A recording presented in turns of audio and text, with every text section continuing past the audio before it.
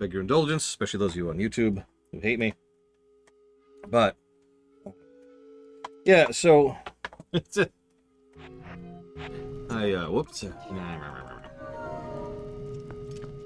Yeah, I got in the car with my brother-in-law. Started driving out. We were just chatting on the way there. Got about 40-ish minutes into the trip. Maybe less than that. Maybe more like 30 minutes, something like that. And he realized he'd left his work laptop behind. Now, for those of you who don't know how that works, you sort of need your work laptop to work. So we had to turn around and drive all the way back. He picked up the laptop, also actually missed his entire backpack, so that was good. Got the backpack, and then we went all the way back out, and I dropped him off at his parents. It was a bit of a trip.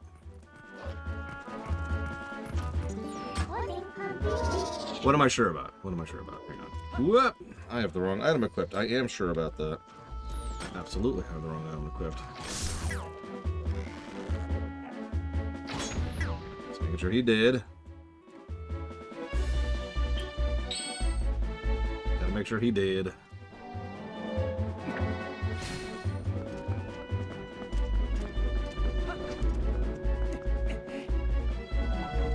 Oh yeah, I do the weight check pretty regularly. Yeah, no judgment, I get it.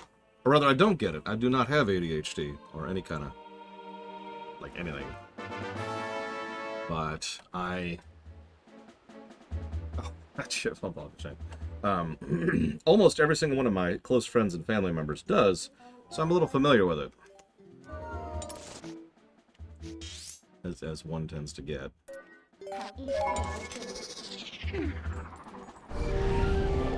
So this is part of why I was hoping to get to the next dungeon before I left, because that way we could do the next dungeon and then maybe a little bit of the wrap up. And then, good afternoon, Evo. How ye be?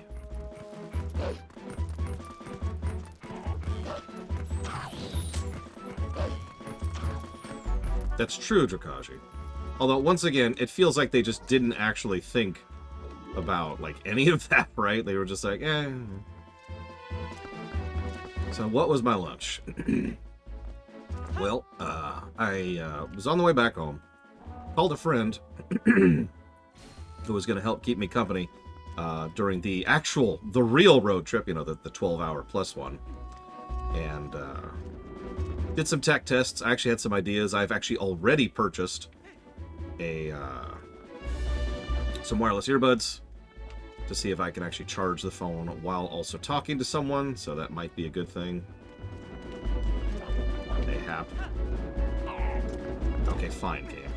We'll do it the hard way. I'll do it the hard way. Come here.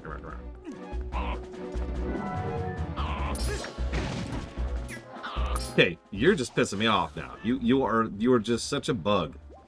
You do not exist. Stop pretending you exist. It's insulting. So I was doing some tech tests, but I was swearing. I was like, okay, so obviously I'm gonna go across some kind of food place on the way back, and I'll just get some kind of fast food or whatever, right? And there weren't any. There was no. Well, let me walk that sentence back a second. There was only one fast food place on the way back, and it was a Chick-fil-A. Now, if you don't get that, I'll remind you that it's a Sunday. And if you still don't get that, for those of you not aware, Chick-fil-A isn't open on Sundays. So instead, I was like, okay, I need some kind of food. Like, I'm already starting to have, like, feeling sick and all this. So, what the hell else am I going to do? I'm going to get these rupees is what I'm going to do. I ended up stopping at a grocery store in order to just go in and pick up some of their, the local sushi. And thankfully, there was actually a good grocery store which actually has good, they make it there in the store sushi. And that was my lunch. I was going to get a sandwich, but those take longer, ironically. And are more expensive. So, tech test completed. That's nice. So, one of the things I'm asking a friend of mine is... Whoops. The sushi was good, yes. I devoured it almost immediately. Like, I just chomped that thing right down. This friend I just mentioned is going to be running a homebrew D&D campaign for me to help me stay awake and focused during a day-long trip, right? Very... Oh, for Christ's sakes, game. I know you can pick up on this thing. I know you can. Don't lie to me about this. So, I have to decide on a species, okay? And a class. So I was hoping you all can help me out here. So, apparently there's like a frog species, a lizard species, and, what was the other one? Like an amphibious thing. I forget. I was leaning towards the frog myself. I have an idea for like a reason why. So the campaign is taking place in a swamp. We're calling it Swamp Mire. And Swamp Mire is going to be... what's on the screen?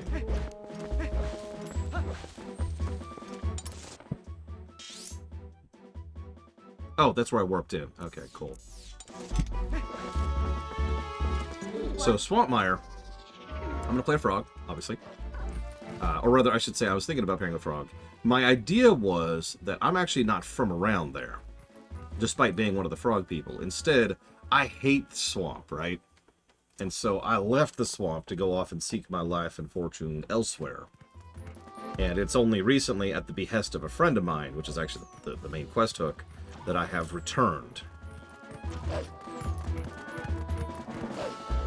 Well, what kind of class would that be? Like, help me out. What do y'all think? I'm assuming I'm allowed to do basic D&D classes. And it doesn't have to be anything fancy, because, I mean, I'm going to be playing on the phone while driving. So I won't have a character sheet. You know, the GM will.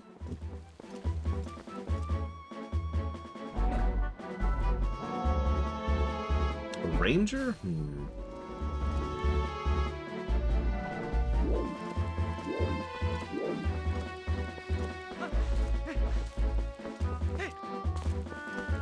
I could play music with my croaker.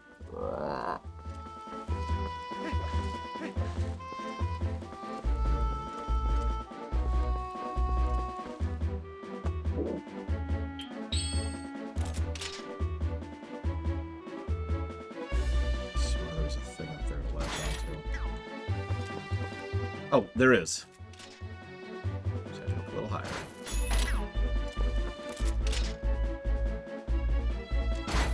I can see bird working. God dang it, hang on. Reset the camera there.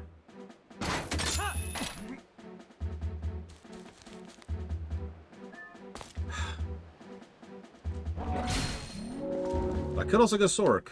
Being a magic type is almost never a bad idea in those kind of situations.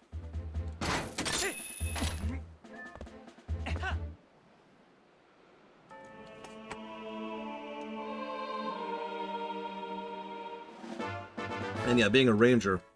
See, the problem is, I feel like I wouldn't be a ranger, right? Because I left the swamp. I wanted to get away from the swamp. If I was a ranger, I would be at home in the swamp, right? Where else am I going? 3, I think. There's 1.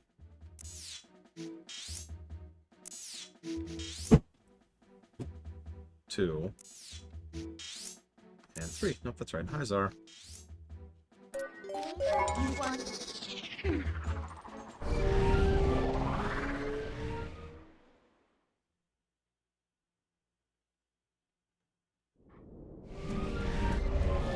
Hey, Sean.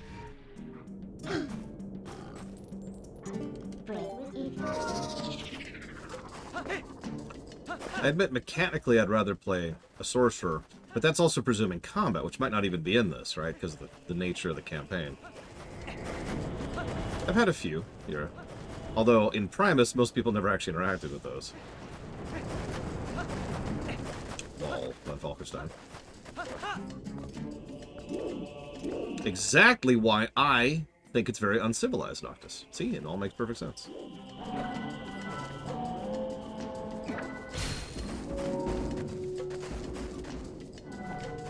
Yeah, the World Nebula.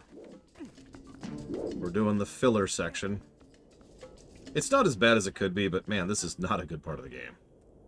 This is completely just busy work. Hey, like the whole game has been doing the go back to the areas you've already been to thing. This is not a good example of that, I think. I think they wanted to do more with this and just didn't.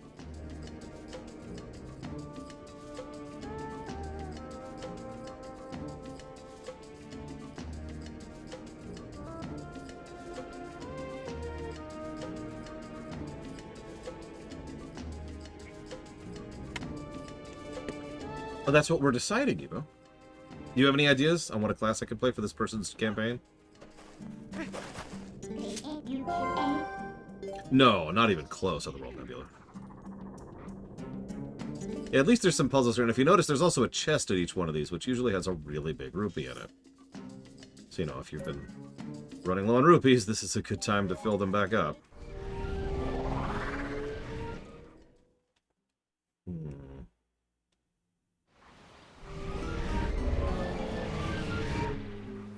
I mean, Frog Bard does sound hilarious, which is why I shouldn't do it. As we all know, I'm actually not good at doing joke classes or joke builds, because I have this colossal stick up my ass.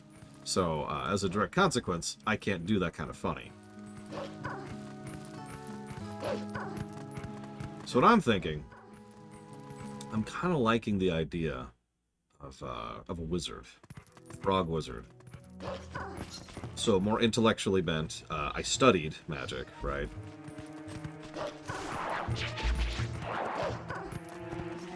And I learned magic, you know, the hard way. I didn't have a rich dragon daddy who gave me a small million MP loan. See, I was thinking of Warlock, but then again... Ooh. Like, who's my patron? And under what circumstances did I consider it acceptable to swear myself to that patron? I also love the idea of preferring dry, cooler climates, even though it causes me physical discomfort.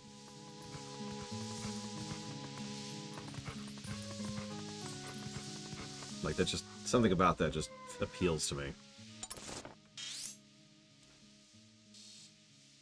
God damn it.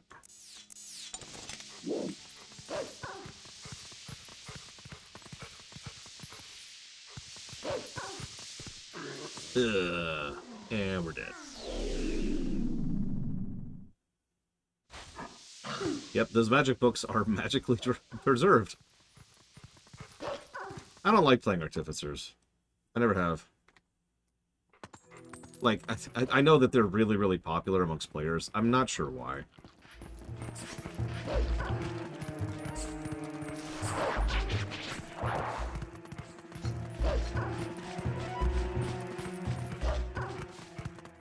Having said that, I should amend that. I've never played an Artificer in 5th edition, so I don't know how different they are there. Not that we're playing 5th edition, we're playing, you know, custom. Yeah, there's a lot of notes and a lot of paperwork for an Artificer. I'm sure you can do some really cool stuff with it. From my puppy.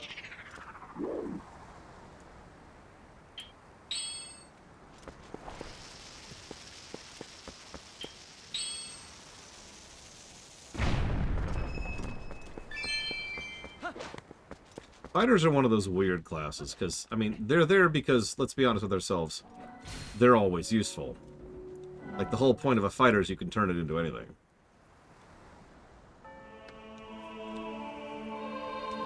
If you look at most, you know, high-end heroes in, you know, D&D, or in, like, Lord of the Rings, or fantasy games, or whatever, they're probably going to be a fighter.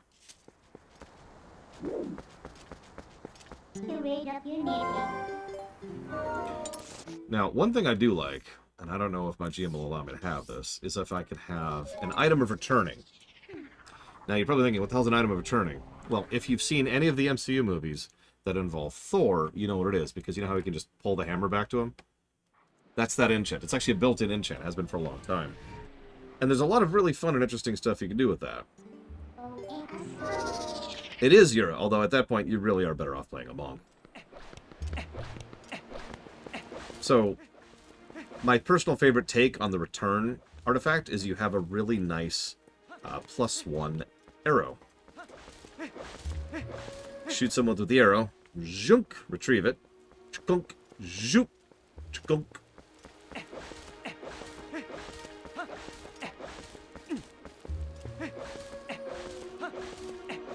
Yeah, forgive me for being in... Like, there's all sorts of side stuff we could be doing right now. We're not at this point. I'm kind of officially on the deadline at this point.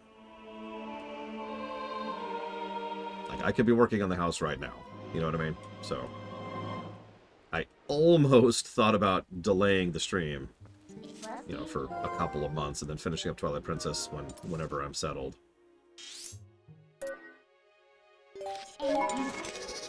GURPS versus D&D. So GURPS is a worse system almost top to bottom, in terms of paperwork, in terms of systems, in terms of mechanics. But you know what GURPS does very, very well is character creation. GURPS uses a benefits and detriments point-buy system. So you make yourself better by buying detriments when you're setting up your character. And that kind of a point-buy system is awesome. It's the kind of thing D&D has needed for years. D&D actually goes with the exact opposite idea there. D&D, we've actually talked about this concept before. D&D is far more focused on regimental class-based, so hyper-specialization, as opposed to GURPS, which allows for homogenization. And I know that sounds weird, but my point is, you can make pretty much any kind of build in GURPS.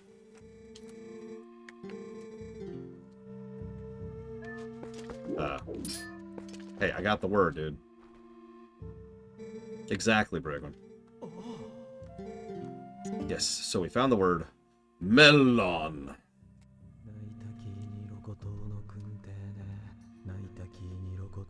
It's a good system. I like it. The point-buy system. I have actually been mentally wondering about using something like that for my own system when I get there.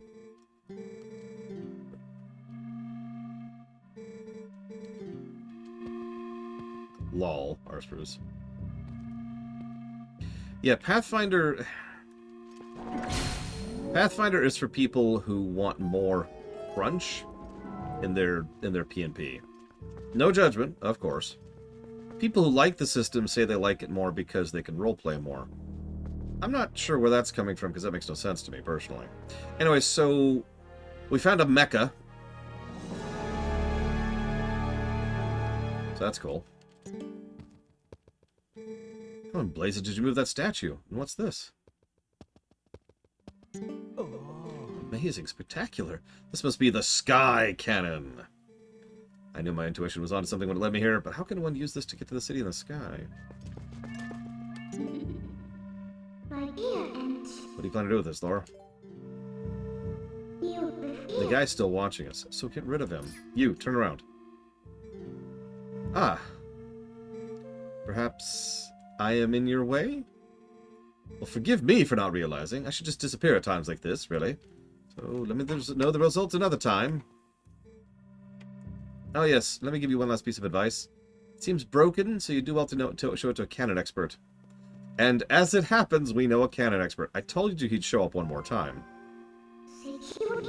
Wonder if I put him off. It's fine. Don't worry about it.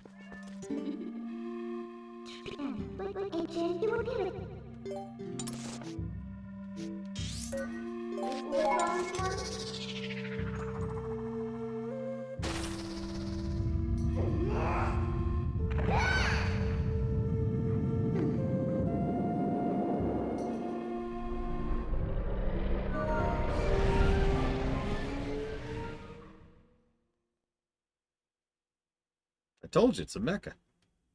I guess it's not a mecha. Not even a mech. I don't know what to call this thing. It's a walking cannon.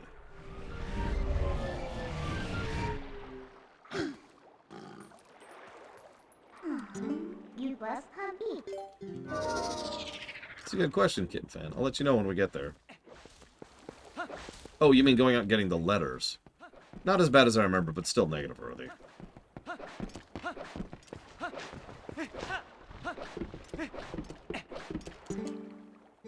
Hey, buddy. So, is that yours? I never thought you'd get so hooked on Fantastification you'd try to build your own cannon. You gonna give me the tour or what? Looks like it's got a serious rig over there.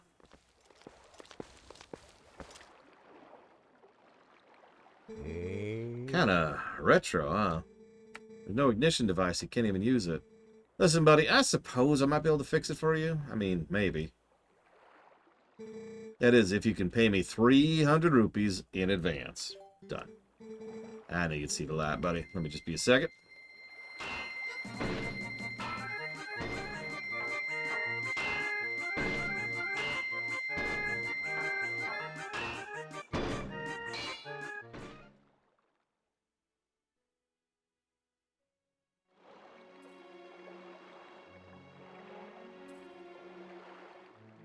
Yeah, it took about a week.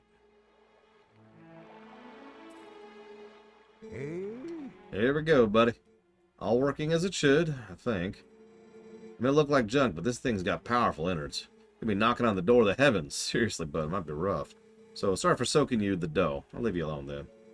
Just have all the fun you want, buddy.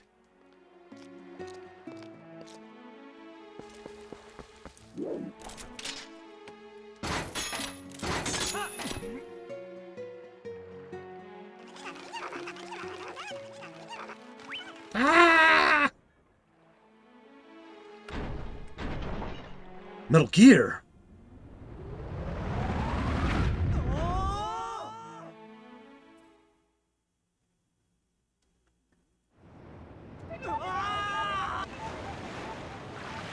Welcome to the second to last dungeon. Let me go ahead and get my biggest complaint out of the way right now. I do not like the music of this place. Gracious, we made it back, finally. Welcome, adventurer. This is the Sky City of the Uka. Since you came all this way, I guess I can give you a tour of the city. Eek! So there's the boss of the dungeon.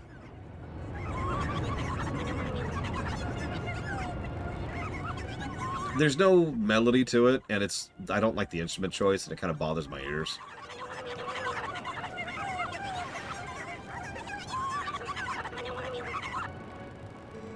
Goodness, brave adventure, you won't believe it. There's a dragon raging outside the city walls.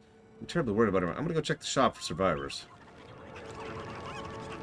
Sure. Like, as is, it would be kind of tolerable. But instead they've got to do that thing where they just, apparently it goes, wow, woo, wow, woo. Whoa, woo, whoa, woo, whoa. I don't like that. Like, you can hear one of them going on right now in the background.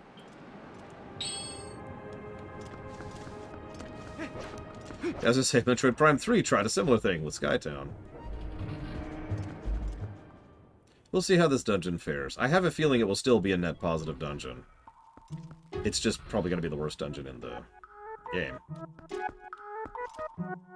So there's got more of those models, because of course we do. You're Hylian, no? I speak a little Hylian. You understand me? Oh, you don't sell Jack, so thanks. Sorry for earlier. But you're planning on walking around the city and taking it in, right? I'm worried about the others, and this is an emergency. Please take me too. I won't warp you to the surface, but I'll warp you here. By memory, I like this place worse than Lake Bed. And Lake Bed right now, hang on, let me check the document. Not counting boss.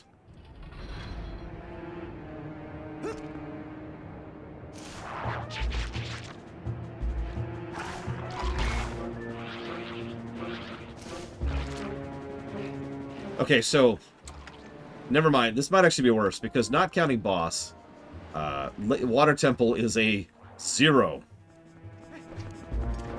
+2, -2.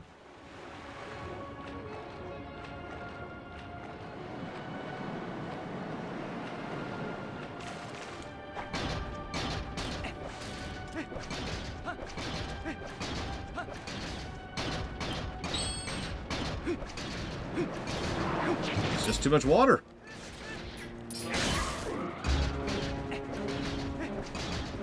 It's kind of weird, especially because the last 3 dungeons before this are all very good dungeons. The only one that had any real flaws to it was the frickin' Temple of Time.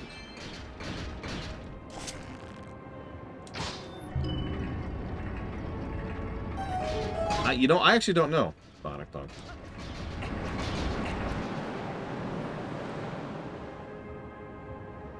Oh, by the way, I hope you don't have an issue with height.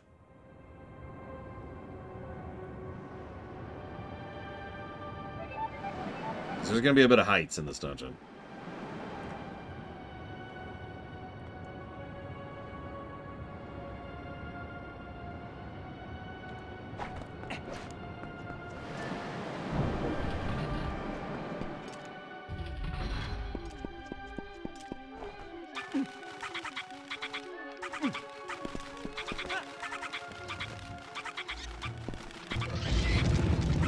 So, we're tutorialized pretty early.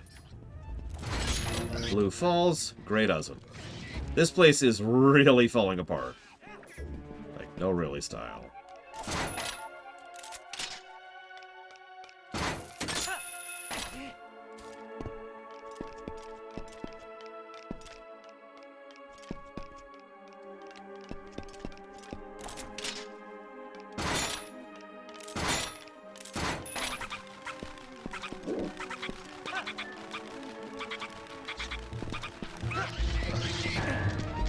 Yeah, they didn't take very good care of their place, did they?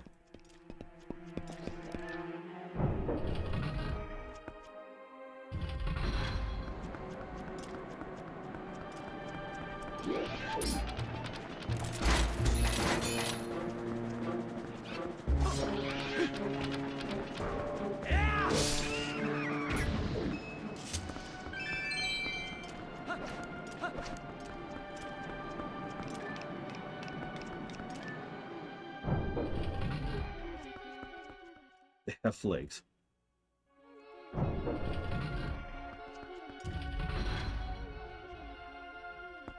This is the kind of dungeon I'll put my own music on for. So we can't actually do anything here yet, but we do see...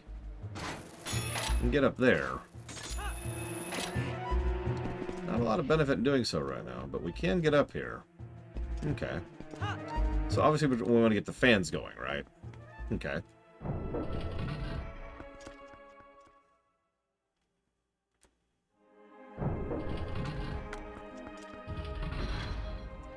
Also, while it is an awesome item, the fact that we don't get this particular item until this far into the game is a damn shame, in my opinion. Oh god, kitten fan, no! No, please! I didn't think about that, I'm sorry.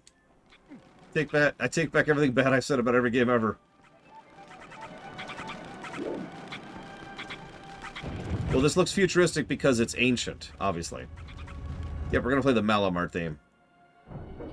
Da, da, da, da, da.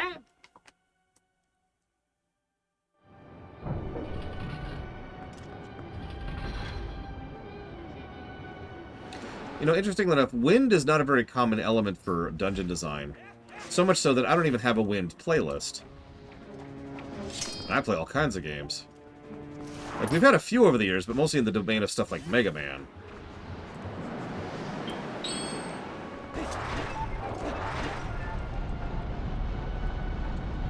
I love the lack of feedback. Something's happening right now, I swear. There it goes.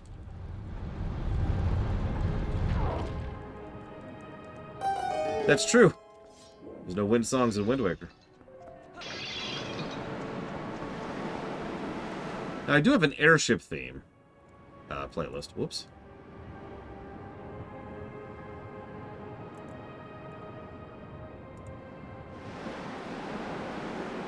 Yeah, sometimes there's good reason for the tech to get bad over time. You know, to get worse, I should say.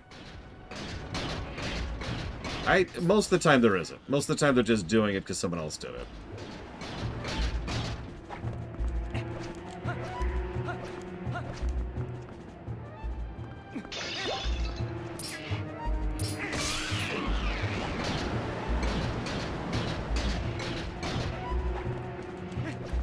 That shouldn't be.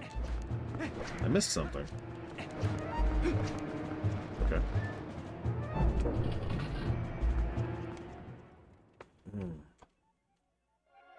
Yep. They're just... Calamity Ganon killed them 10,000 years ago when they were figuring out, you know, space robots. Um...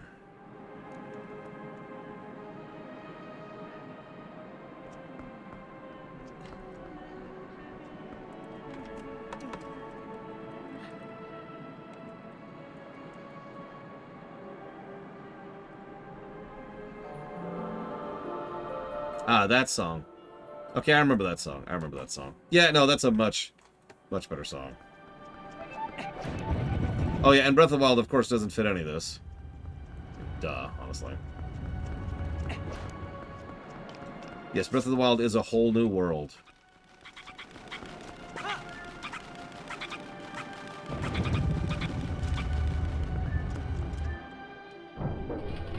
Trying really hard not to break into an Aladdin song here.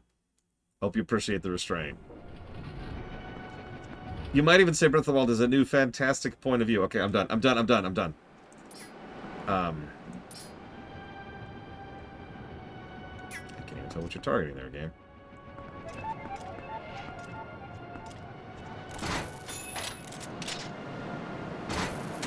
Jokes aside, it is true. Breath is a reboot. It's not the first reboot of the series. It probably won't be the last. As I've said before, the biggest lie of the Zelda series is they keep saying that all the games are connected, and they're not. Some of the games are connected. Breath is connected to Tears and probably Skyward. This game is connected to Ocarina, Majora, and kind of indirectly to the Wind Wakers. And of course, Wind Waker is connected to Ocarina as well as Phantom and Spirit. Cool. You know, I'm with all of that, really.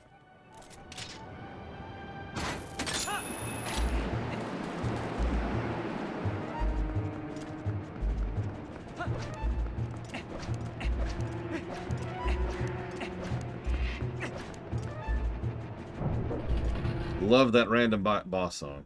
Combat song. Yeah, no, exactly off the deeper end. Like, it's... Several people, and I will count myself in this, spent a while trying to wrap ourselves into knots, trying to figure out how some of these games connect with the others when they so clearly don't. And the answer is so obvious, it's just sitting right there. They don't. They do not connect. They are not part of the same continuity. Different universes. It's not even like a different timeline thing, because some people use the word timeline when they mean setting. So, for example, you might say, there's the alternate... there's the Star Wars AU, which is obviously its own kind of alternate universe, alternate setting, right? Okay, that tracks. I think I just screwed up.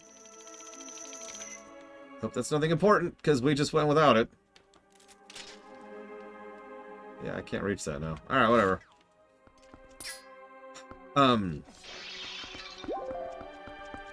Hey, Grand Spectre.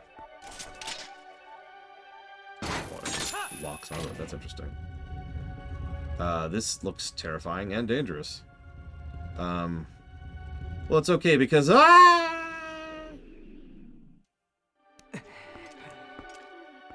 now we have a chance to get that other chest.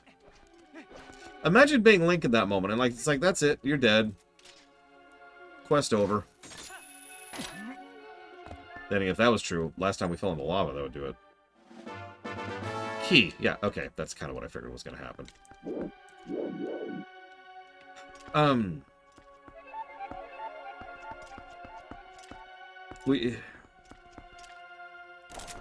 Timelines, right. So, some people will try to say, like, Star Wars AU is a different timeline, but that doesn't actually, that's not as clear as the terminology could be. Because there are plenty of settings that have multiple timelines within the same setting. And those timelines can even interact with each other. You're actually looking at one of them right now. Because there are two timelines that functionally exist within the Zelda series. You know, the child one and the adult one. Star Trek's another good example. The Kelvin timeline and the Mirror Universe timelines are both part of the same setting. They have continuity. They're contiguous.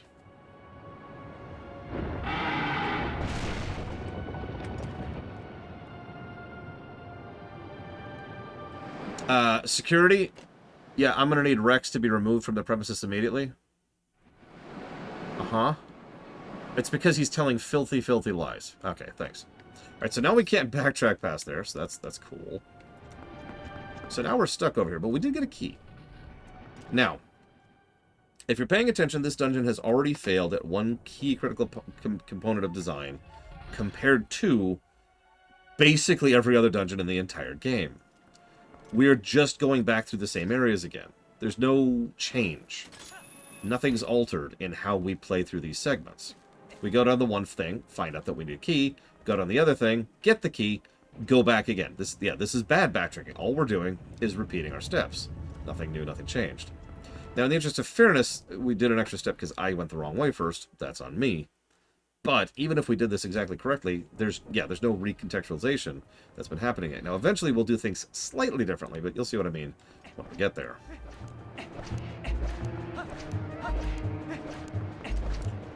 Now, if they were going to introduce like a flight mechanic, this would have been the game to do it, my god. Which is funny, because we had the freaking flight mechanic, or the glide mechanic back in Wind Waker. Yes, we're also cut off from pretty much an entire quadrant of the dungeon, like half of it at least. Lots of wind. Really loving the wind. Loving that wind.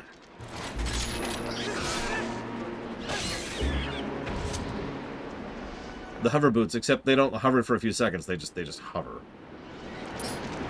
Which actually sounds kind of cool now that I say it out loud. Yeah, I need fans like these. Can we get fans like these? Security, bring Rex back if he brings fans like those, okay? Thanks. Alright, so.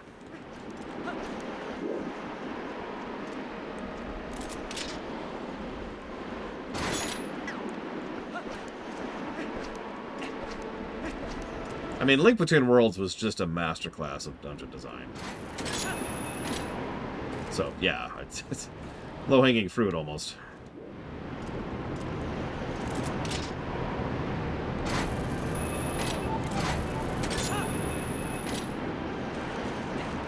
But yeah, like one of the things Link Between Worlds did, which was very, very smart, and I praised the hell out of it for it, it allowed you to retain your height across interactions. So you could stay at a certain height when you went into the walls, you know? Having a mechanic like that, but like for the hover boots, so your hover boots just keep you at the height that you left the area at, right? Like that would actually work really, really well for a dungeon like this. You'd have to redesign a bunch of it in order to fit, but I still think it would work. So this is going to be the compass? Nope. Map.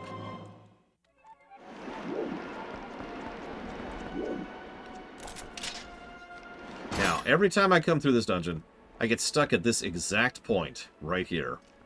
Because the whole game is guiding us to go to this point.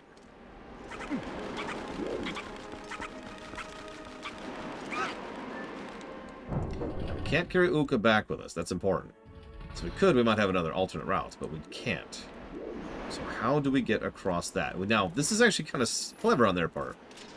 We can't just iron boots our way across because those will actually let us fall. Okay. So, honestly, I've only played through it twice off the deeper end, and I stand by its current rating as the best.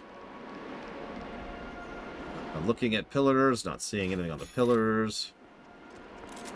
Pillars be damned. Death to pillars, death to pillars. Okay, so, now that we've killed the pillars... Yeah, I tend to get lost in this dungeon. I will freely admit it. Go to sleep, Giga. Give in to the sleep side.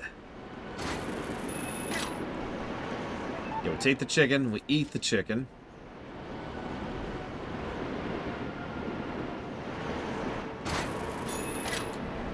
Oh god, that's a good question, Kitten Fan.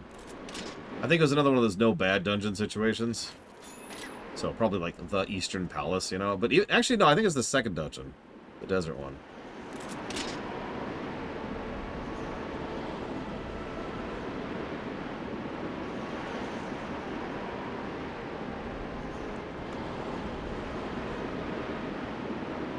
No, I agree off the deeper end. I don't remember any dungeon actually being like, in that game.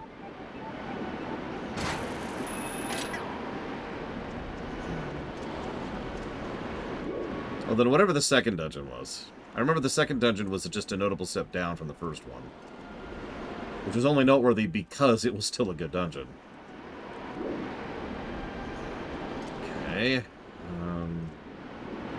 Are we trapped? I just realized, because we can't actually get back until we solve whatever we're supposed to do here. Because these are blue. And that's just going to knock us off, see? So, we're trapped. Alright, that's it. Time to give in. Ganondorf wins.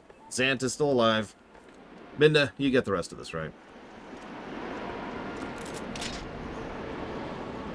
I see some things way down there, but I can't jump off of those yet.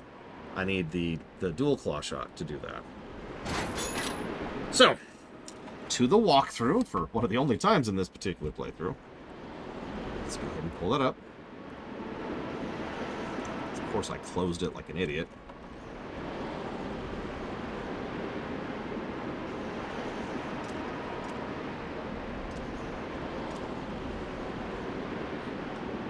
Okay, so blah, blah, blah, blah, blah. Ow, ow, ow. Okay, he breaks the bridge. We come over here. Apparently, how do we get back then?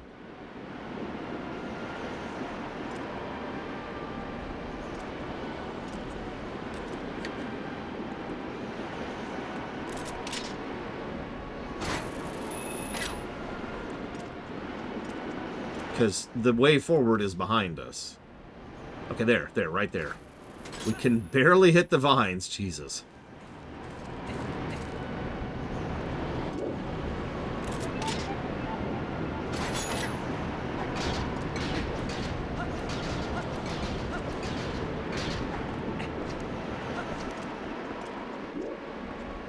There it is.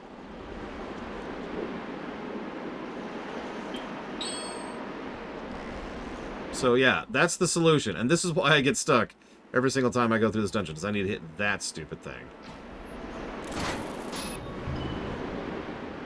And that is how we progress.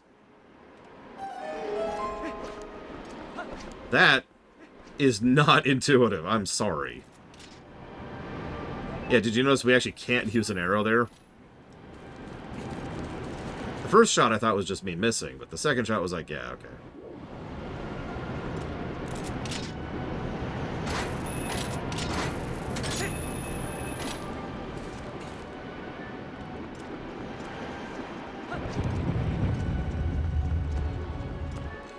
So, God, just, ugh.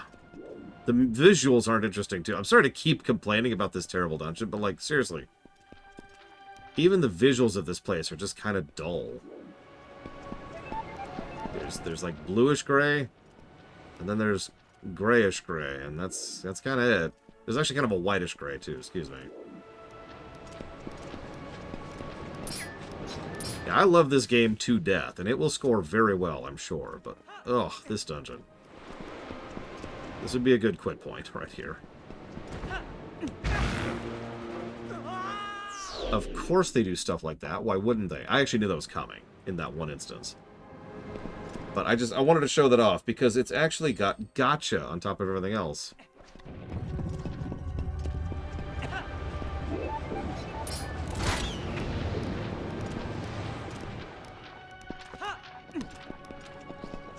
Sir, we have a beige alert.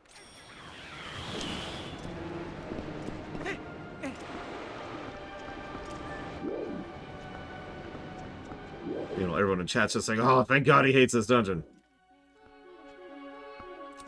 I mean, honestly, the whole dungeon gets another negative for the fact that most of the fail points in the dungeon reset the room. That's not great design, pretty much top to bottom. There have been a couple other points like that throughout the course of the game. But most of them have been either very limited or very avoidable, like lava rooms over in the second dungeon, right? But most of those rooms weren't nearly as bad. But in this game, almost every room in the entire dungeon is a reset point if you fail.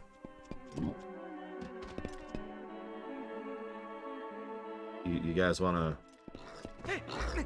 Okay.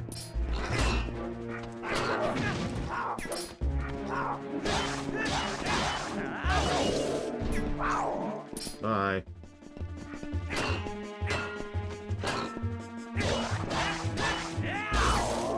Goodbye.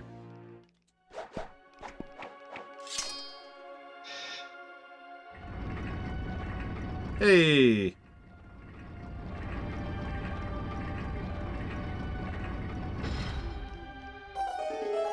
I mean, while that's true, Grand Spectre, as I've talked about many times, just because a place has an in-lore reason to be badly designed doesn't make it acceptable that it's badly designed. And yeah, Snow Peak Ruins, you know? That was a frost-covered ruins. Literally has ruins in the name. Looks fine, right? Looks good, even.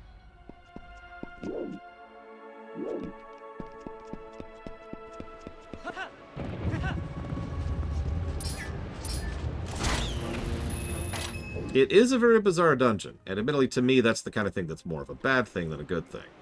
But in my defense, I am not digging this dungeon because it's weird. You'll notice I'm focusing almost entirely on more objective things. For example, the visuals are just not interesting, like I said. They are very gray on gray on gray. And they just don't do much with them. And again, the backtracking. Are we recontextualizing this path back through this room I'm going back through right now? No, we're just doing the room again. Nothing's changed. We're not going up or down or around. We're just doing the room again. You see my point? And then we go into this area and we finally get something new. And I probably forgot something in the previous room. And that's fantastic. I love forgetting things in previous rooms. That's one of my favorite things to do.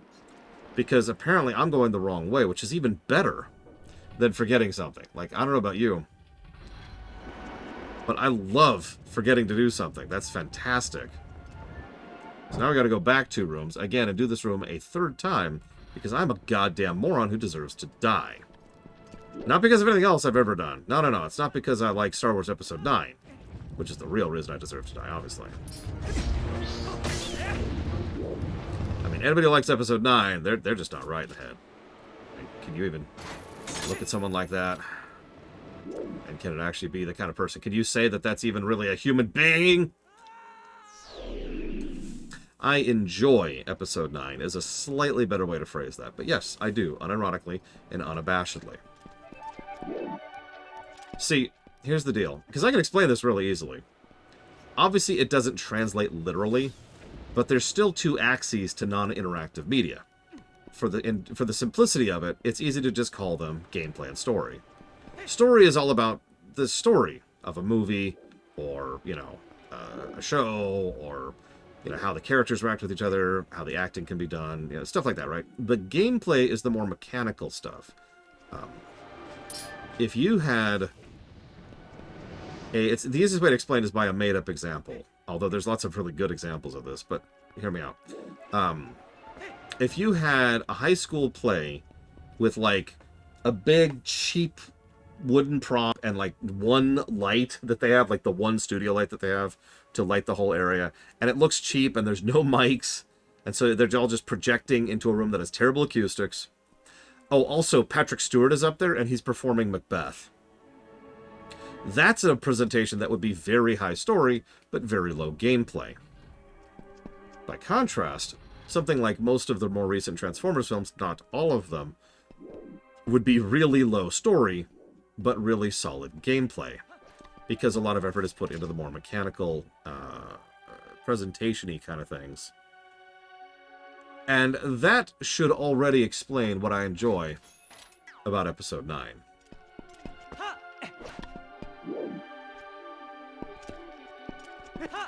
Because there's some legitimately good cinematography and directorial work and set pieces and general usage of action and visuals to help sell the scene in Episode 9. And there is.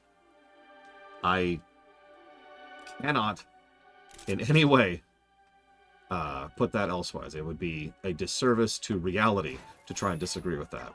The script is garbage. Just absolute trash. It's actually the worst script of the sequel trilogy, which is really impressive, by the way. And it's just, oh my god, they just, even the really talented actors, who are really talented actors, do not salvage that trash.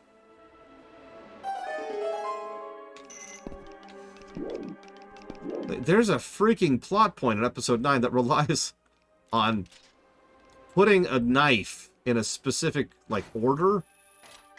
Oh, right, No! That's... Why did the camera shift like that?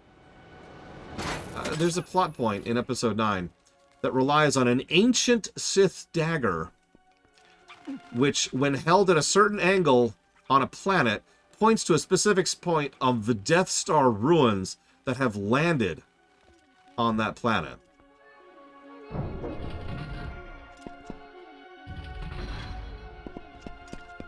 I can't even put into words how stupid that is. That is like mind-numbing levels of stupid. Yeah, so I still haven't thought of a story positive for episode 2, by the way. Something that I've been challenged to do multiple times by a few people now. And I have yet to come up with a plus to story for episode 2. I can think of several pluses to gameplay for episode 2. I can. That's something I can do.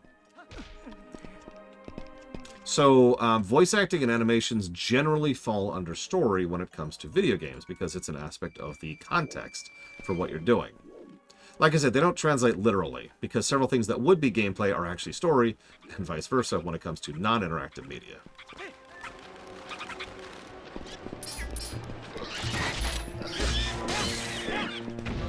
Plus the story. It ends. Does it?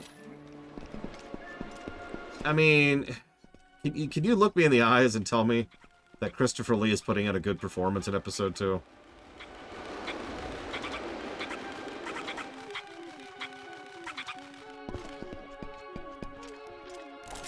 I should mention that I am a colossal fan of Christopher Lee, and pretty much always have been. No, the pots!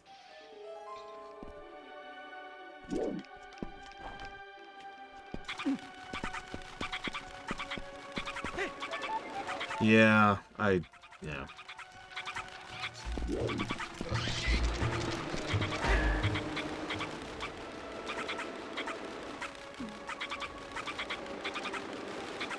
Well, I disagree, Pillars of Snow. I am sorry. But I'm not going to call you a liar. I'm going to call you a Hitler! Because that's apparently how we do debates nowadays. Sorry. I'll let that go at some point. Maybe. Plus, it's a story for Nemesis. No. I actually don't have to think about that one. Because I already have.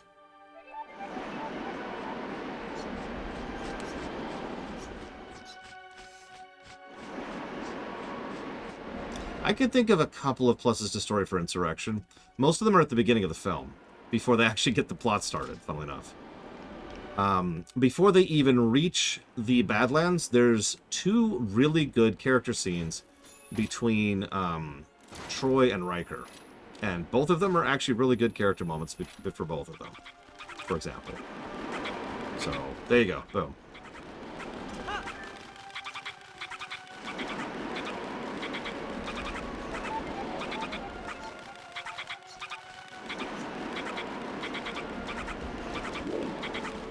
Well, in fairness, I haven't actually reviewed episode 2 yet. I hope to review it someday. Really. There's actually a lot of movies I'd like to review someday. Well, this is my life now.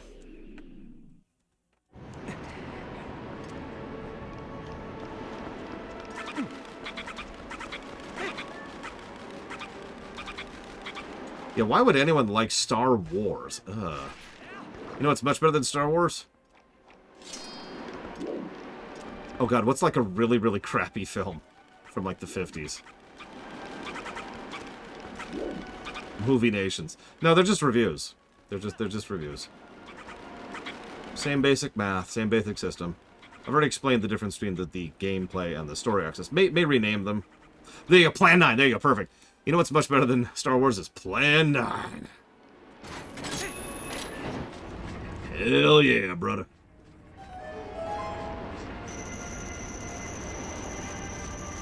Well, this is the end of my life, because I am not capable of doing anything here. Other than dying. So, bye! It was nice knowing you, bye!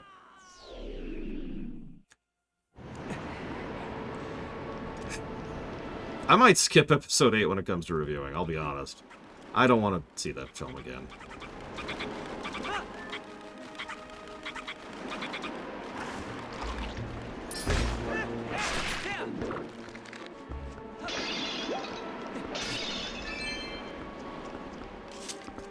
No, it's not that. I wasn't a fan of TLJ. And I kind of just don't want to watch it again. Especially not with an analytical mode. That's all. Episode 7? Sure. One more time and then done. Episode 9? Yeah, there's stuff to discuss there. And analyze. But 8? Nah, I'm good. So, how do... Oh, I'm going the wrong way, that's why. This is the way out. Oh, and if I have to say this, Pillars of Snow, of course there's nothing wrong with enjoying TLJ, or indeed calling it your favorite. I mean, I shouldn't have to say that, honestly.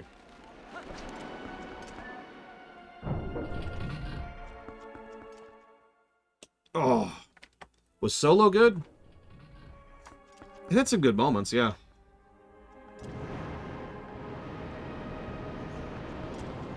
Solo, I'm going to say this, and I don't really mean this as an insult, but I kind of do. Solo should not have been as good as it was. If you know anything about the behind the scenes of that film, you know that was a train wreck. And massively over budget because of the sheer amount of reshoots and film stalling they kept doing. It is shocking that film is good at all.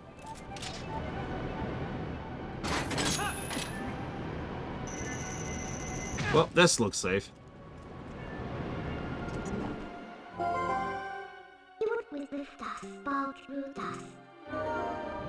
Oh, thanks. I actually forgot that was even a thing.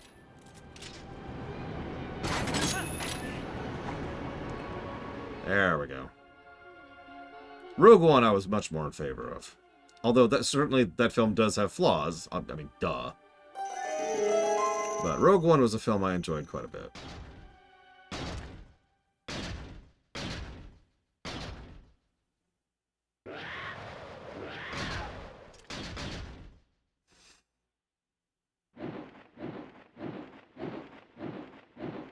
I mean, there's nothing wrong with that, Pillars of Snow.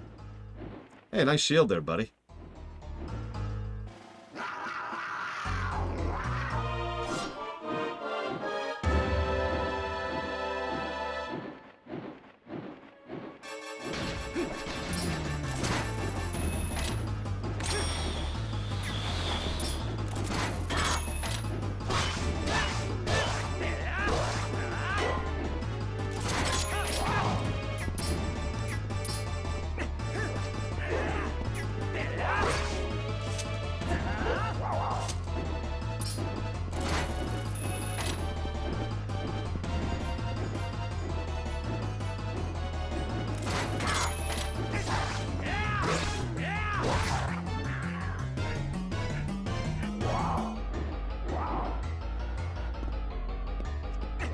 Phase 2.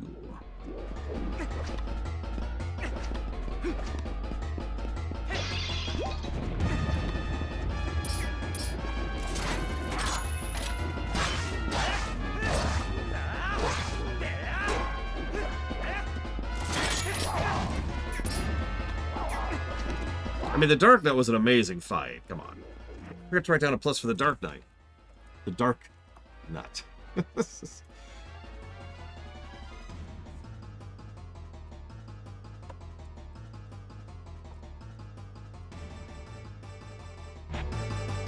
Yeah, honestly, I actually asked a few people if I even should watch Andor. Obviously, I haven't. But I will. Probably pretty soon.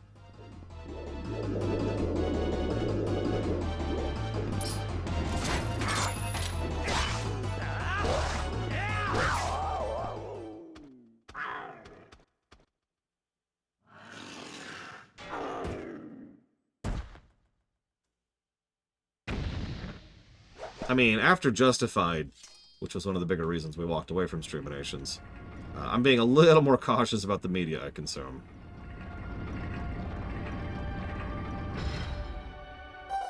So I'm sure Andor's a good show. I can say with high certainty Andor's a good show. That's not really my concern. So, best item in the game, or bestest item in the game?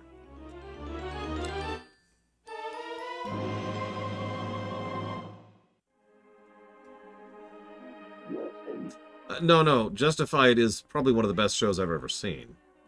I highly recommend it if you haven't watched it. Oh, it actually unbound it. That's funny. That's why nothing was happening.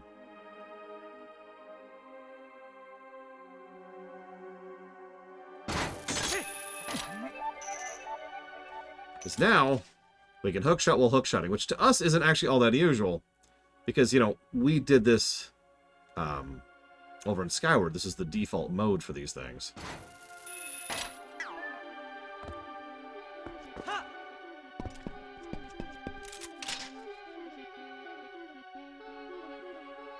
Why can I not reach those?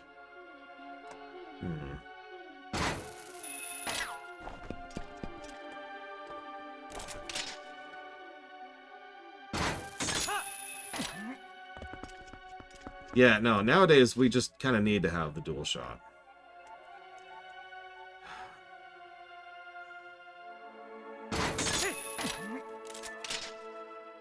Which is funny, because this was almost in Breath of the Wild. Still no? Alright, what extremely obvious thing am I probably having problems there? Justified was an extremely depressing show. To the point where I couldn't deal with it. It was a rather well-researched, realistic cop drama set in druggy Alabama.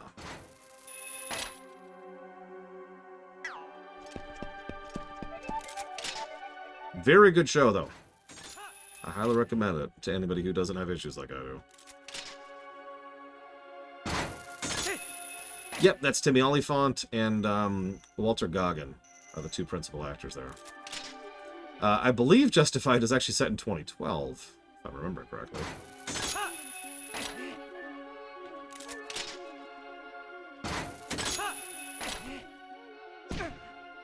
I don't know what happened there.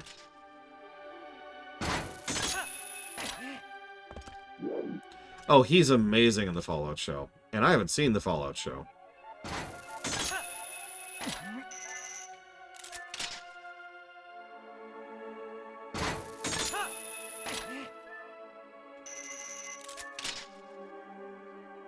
A little higher this time. There we go.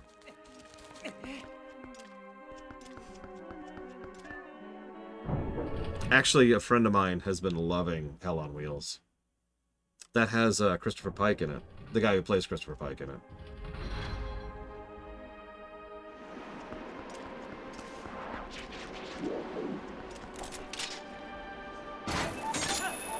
So now we can get back up. And that's cool, but you know the biggest downside about this? It's kind of slow. And I'm just, honestly, you know what this dungeon really reminds me of? More than anything else? Wind Waker.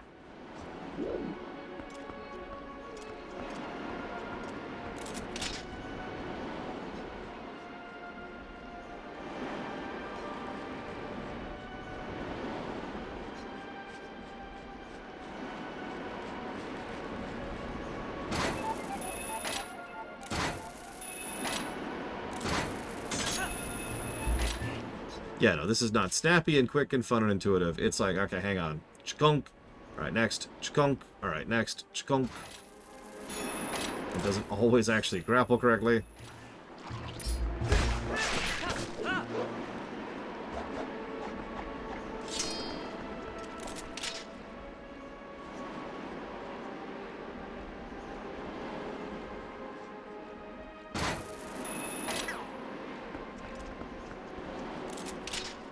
Yeah, I was going to say, it's funny because we know they have the ability to allow us to snap to lock-on points. They do it in this very game. But they only do it for, like, really specific lock-on points. It's weird.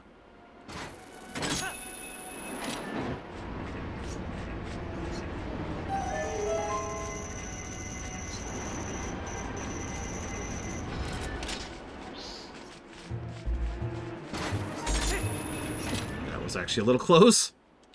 That stupid Keese was trying to earn his Keese badge.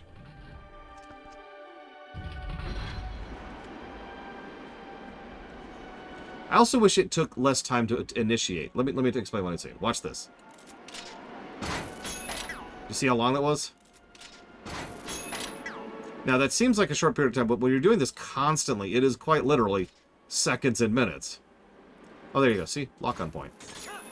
Told you.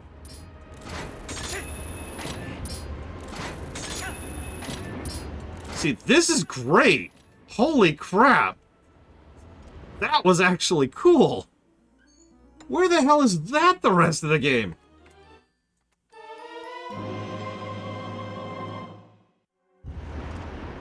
But yeah, you have to pull it out, let it go into its thing, and then you can shoot it.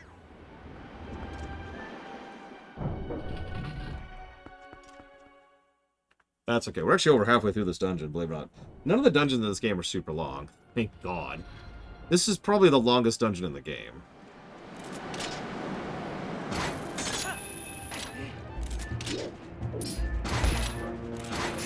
Goodbye. Yeah, no, these aren't Skyward dungeons, which take literal hours.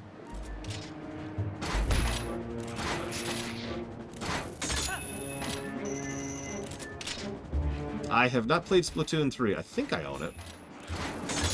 Don't quote me on that, though. So this is not what I wanted to do. So now I'm dead. No, we see her during the ending, Evo.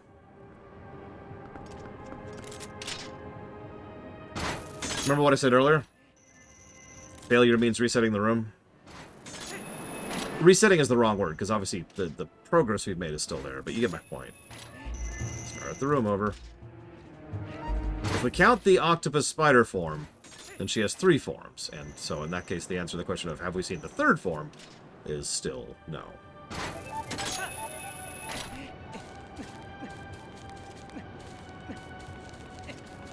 If we're counting Link's shadow, then we are absolutely not counting that because there's no reason we'd ever count that.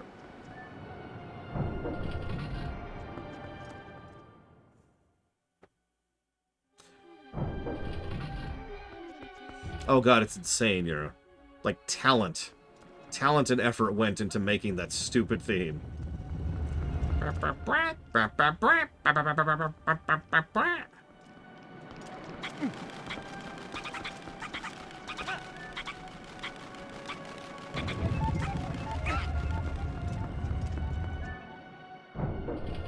Well, we probably won't... No, we won't show that off today. But we'll show that off tomorrow, Evo. Be there, or be square.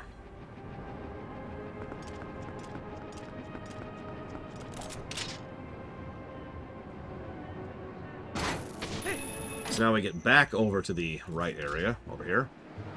You like pea hats, right? No, you don't. Don't lie to me.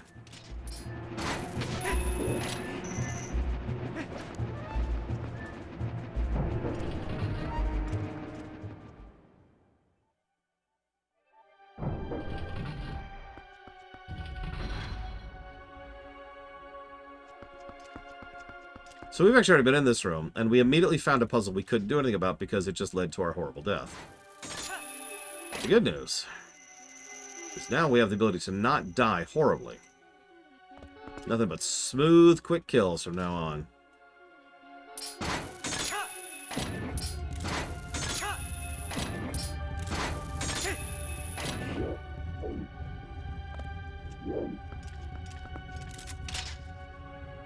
By the way, can I just say that Link has balls of freaking steel? Can you imagine actually navigating this place? Just for a second. You could probably see, you know, your house from up here. More or less literally. You lose your grip for a second and you're in for a very long, slow, boring trip, followed by a really horrible death.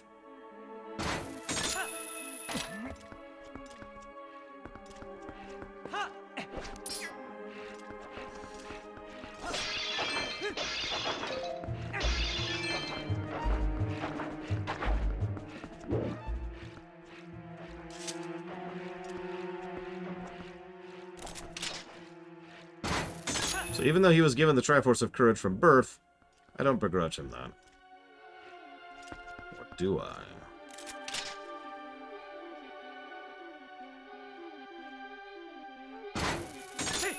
That's not what I wanted to do. And there it is. There's a horrible death. Here's the best part. When I say you start the room over, I frickin' mean it. You go back to the last actual door you went through. Just all the way over here. So we gotta pretty much redo the entire room now.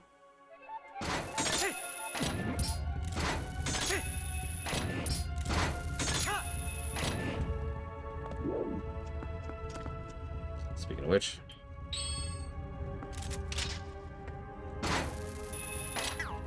Why is it that far away?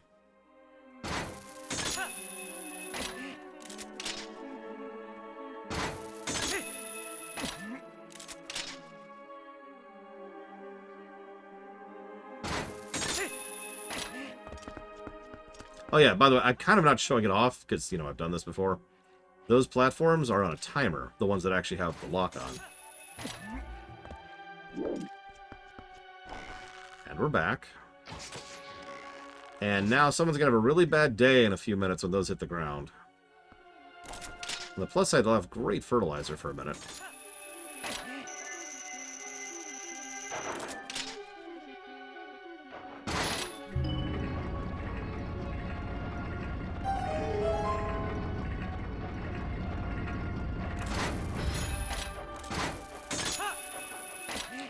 I will give this dungeon this. It encourages you to look around in several ways. It's got some good puzzle design and some good layout. And, it's got some good cleverness to it. But I can't seem to hit that? That's strange.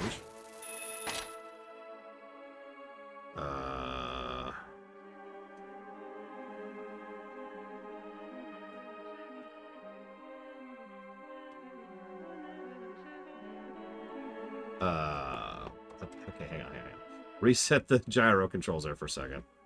There we go. Doesn't have great visual distinction.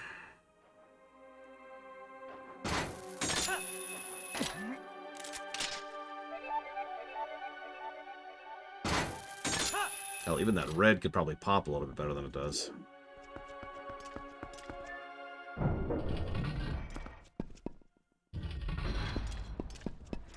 You again? What are you doing up here?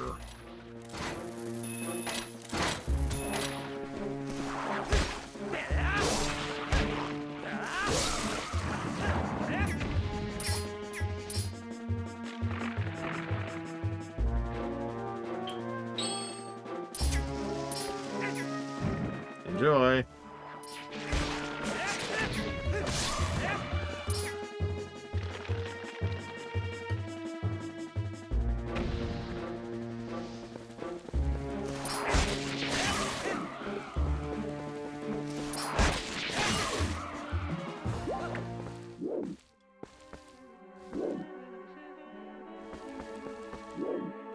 But yeah, this is the sacrificial dungeon, clearly.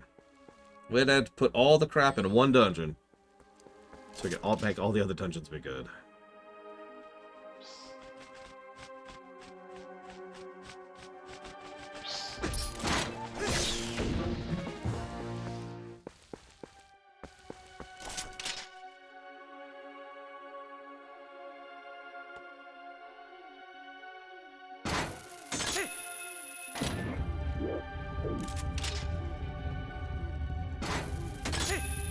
So that's what I meant by the timer.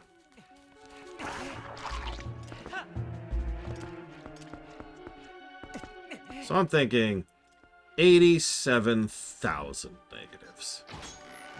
Let's make this the inverse StarCraft 2. I cannot seem to hit that keys. Die, keys!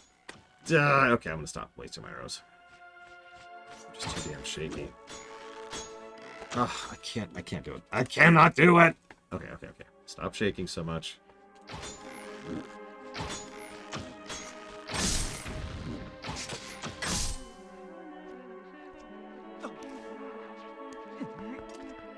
It's okay, I had a payday earlier. I should be okay.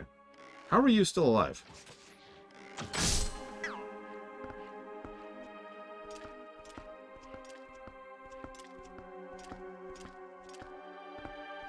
I do not believe you. You are lying to me. How dare.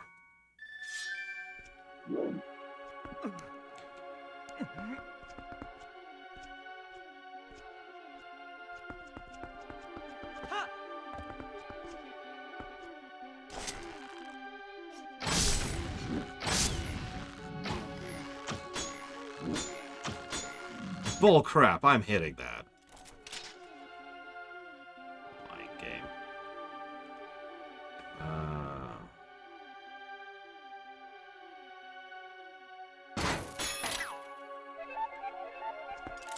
It is probably the longest dungeon in the game.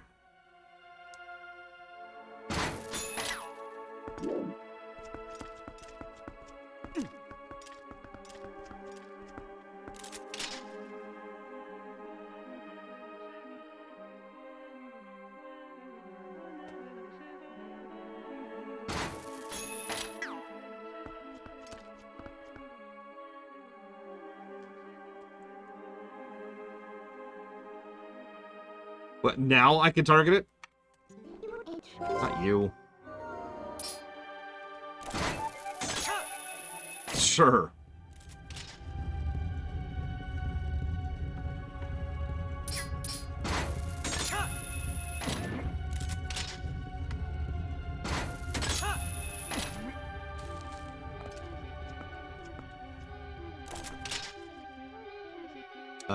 I suppose that would technically be Super Metroid Europe.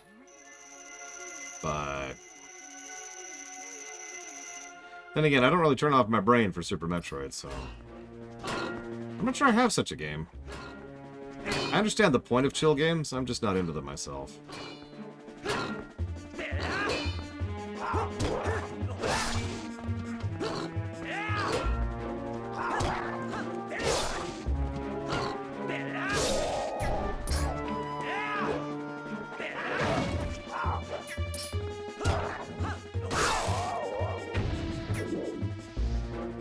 I mean, I'm not sure why there wouldn't be Act. We have to talk about how we have the worst presidential candidates in history.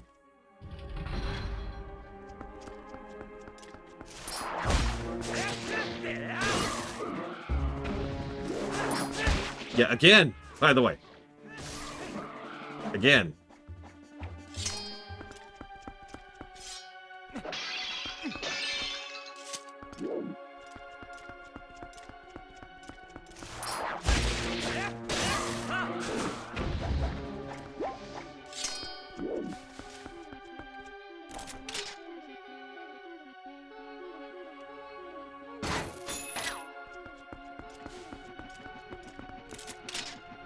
Oh yeah, this room.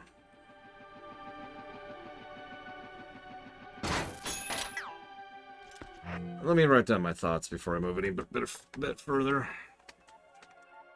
Yeah, can we stop living in historically interesting times? Can we go back to, like, boring old peaceful prosperity, please? Is that a thing we can do? No? Okay.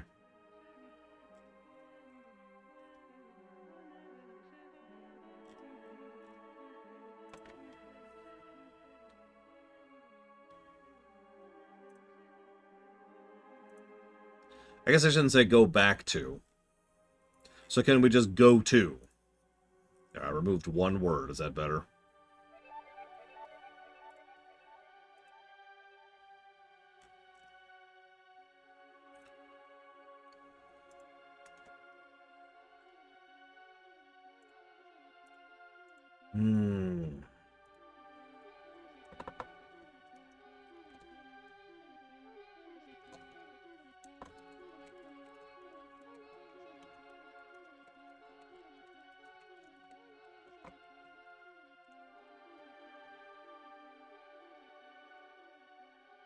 I've never actually played Far Cry Primal.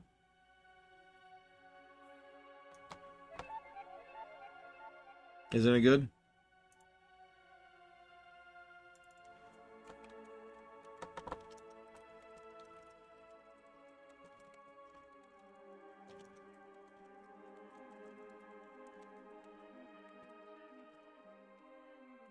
Yeah.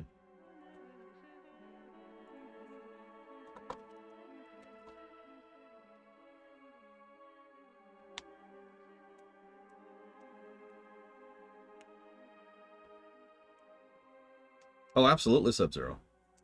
I mean, ignoring the obvious reasons I would vote for Biden right now.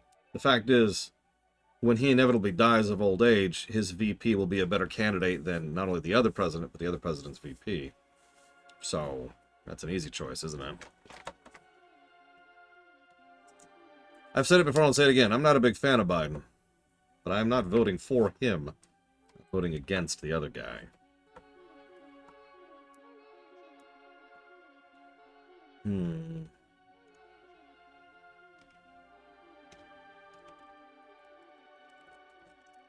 Yeah, I don't actually know anybody who's a fan of Biden. I'm not saying they aren't. They aren't. I'm not saying that doesn't exist. It's just, I don't know anybody like that. He's kind of a git.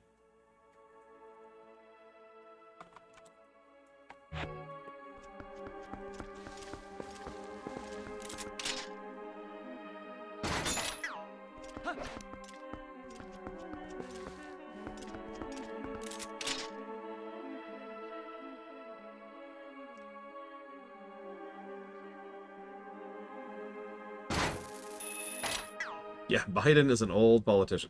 Look up the year he was born sometime. And then really, really think about it. Oh, did I miss it? Oh, god damn.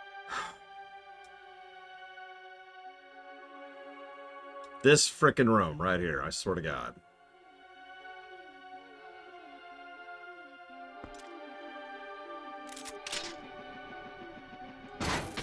Because this room involves this.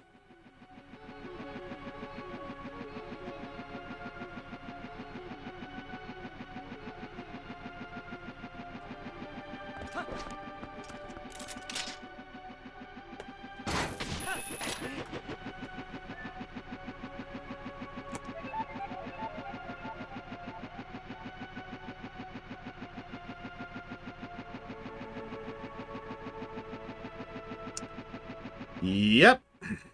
This is a real room in this dungeon.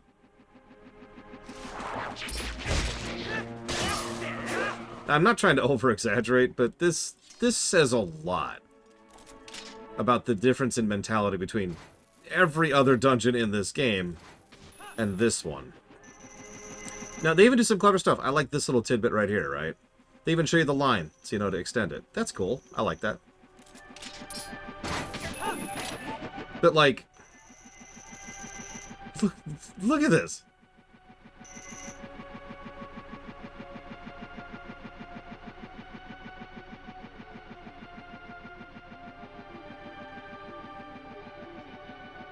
Maybe a comment on the camera things that are going on here.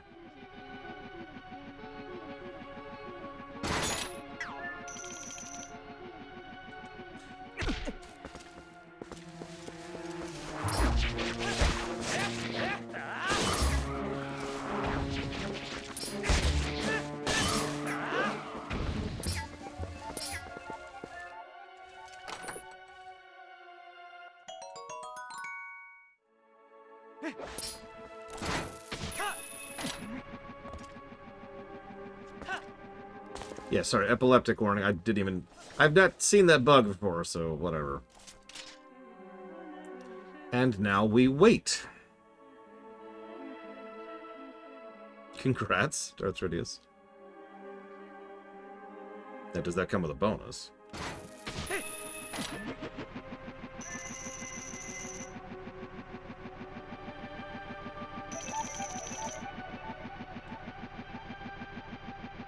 Just wait an extra couple of seconds there so I don't fall again.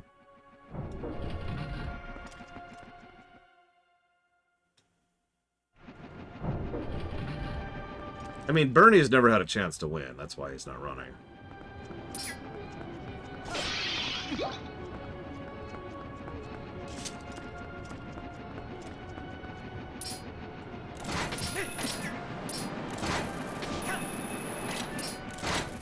In total contrast to the room we just did, that was cool. It's free vacation to Disneyland for 2 weeks sounds pretty good to me, Darth Trinius. Hope you have fun.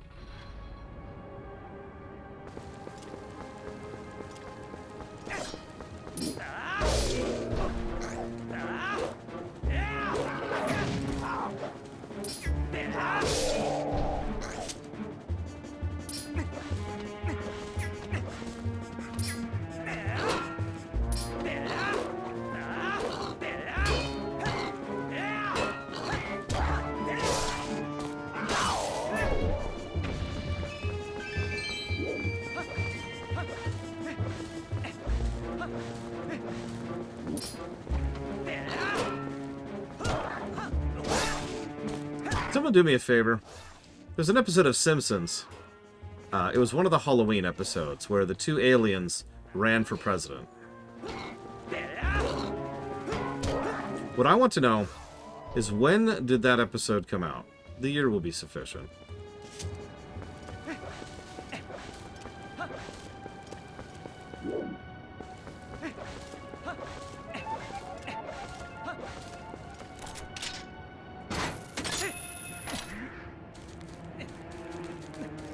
So, that's just, look.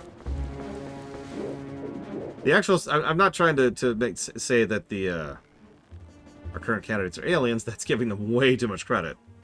No, what I'm trying to say is that we have been a broken two-party system for so long that Simpsons made fun of that in 1996.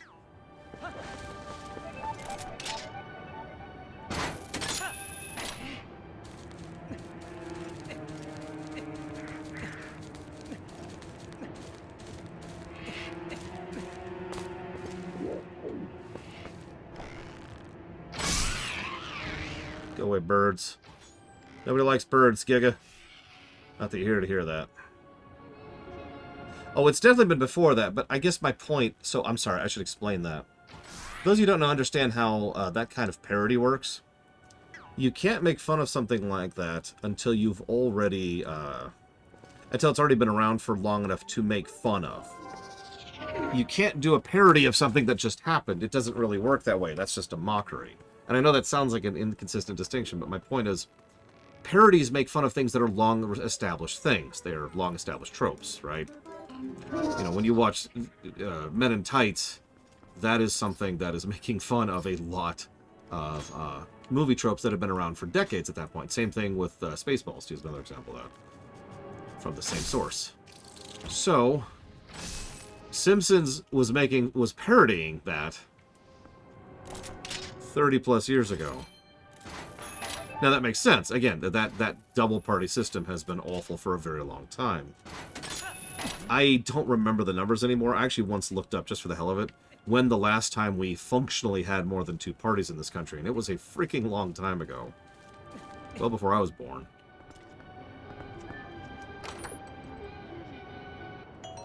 And that's my point. That's it. That's the only point I'm making. No solutions, no joy. Do it, Ross. Wait, you're actually gonna drive? Why would you do this, Ross? Is it that good of a meatball sub?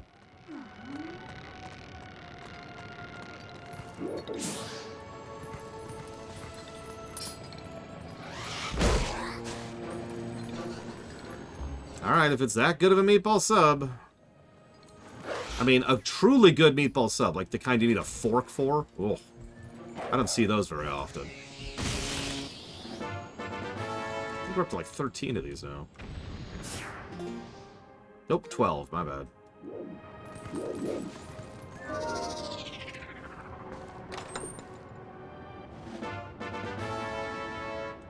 Yay, a stamp.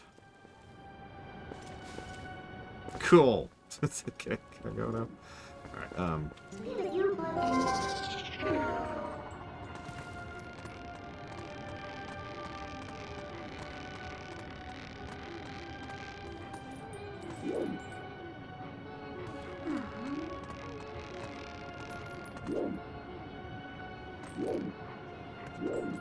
no, I'm not going to get a negative for stamps. There's no reason to give a negative for stamps.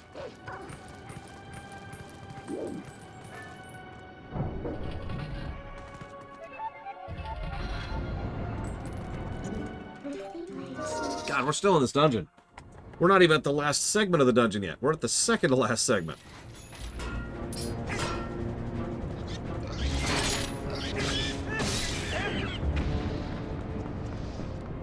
Sorry, I'm just vaguely stressed in general right now and trying not to be failing at it. It's okay, the dungeon after this is probably better. I shouldn't say that. I started guessing myself in mid-sentence. Like, I think the next dungeon's better.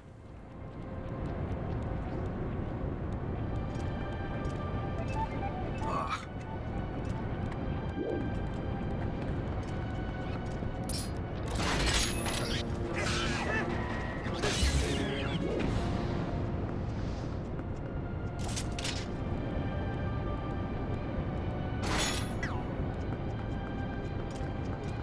No, no, we love this dungeon. We love this dungeon. Ah, sorry, what? This dungeon is love, and it is light. And through its joy, we will find new transvalescence. Oh, wow, you're in a good way, I hope. Yeah, I'm missing something really small. You know what? I'm just going to pull up the walkthrough, because I'm missing something, and I know I'm missing something. I'm just going to pull up the walkthrough and spend as little time here as possible. Yep, yep. Uh-huh.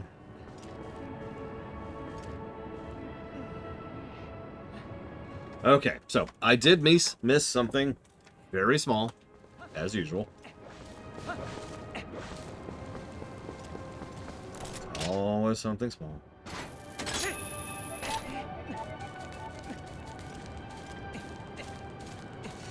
At least there's only the one waiting room, right? The pea hat room? It's just, oh my god.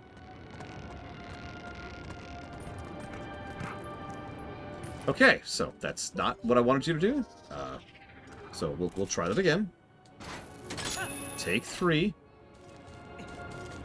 But you like the 80s, Yura. What could be more 80s than Cyberpunk?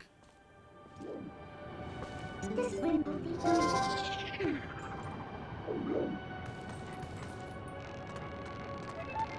I disagree, ma'am. Cyberpunk is quintessential 80s. It's even got Miami Vice in it, kind of. Like, not literally, but... Hair metal? Yep, nope, we got that in Cyberpunk. For those of you in chat who don't actually know why I'm making this joke, Cyberpunk is kind of quintessential 80s.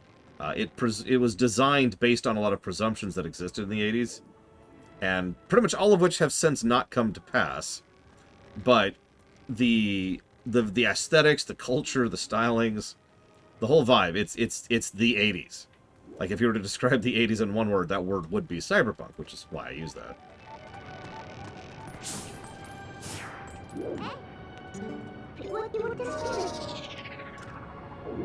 What I love about this dungeon is it's so small, really. I don't feel like it. I don't know, Ross. I know nothing.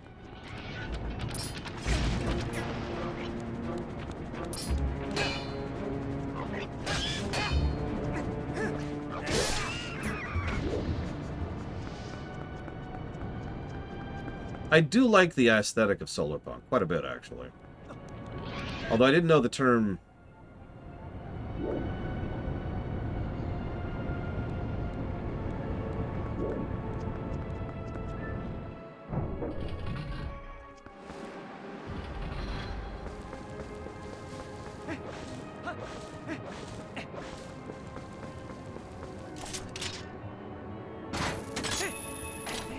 So, in case you missed that, we fell.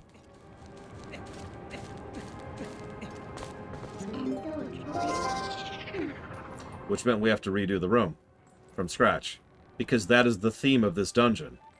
And I'd like to say I'm joking or just being mad at the game, but I'm kinda not.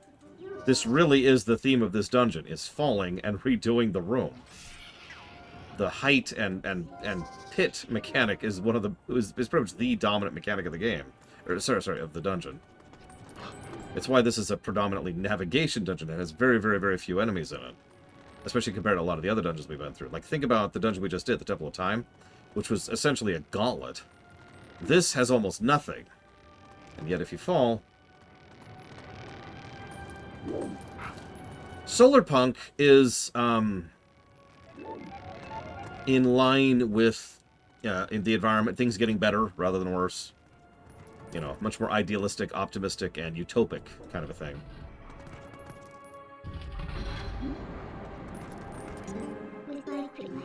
Minimum change game for this dungeon? Ooh, that's actually kind of tough. Because I can think of a small change that would actually solve a lot of my problems with this dungeon. Somehow making it so you go back to where you fell, rather than resetting the room every time you fell. I think that would fix it for me. Yeah, effectively, more checkpointing. I know, the lore runner's arguing for more checkpointing. What else is new?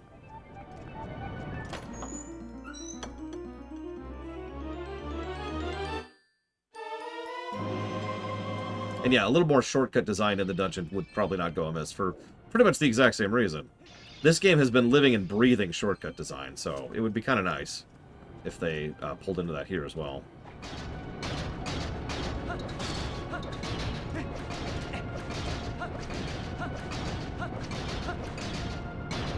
What's really weird is some Zelda games can do exactly as I posit.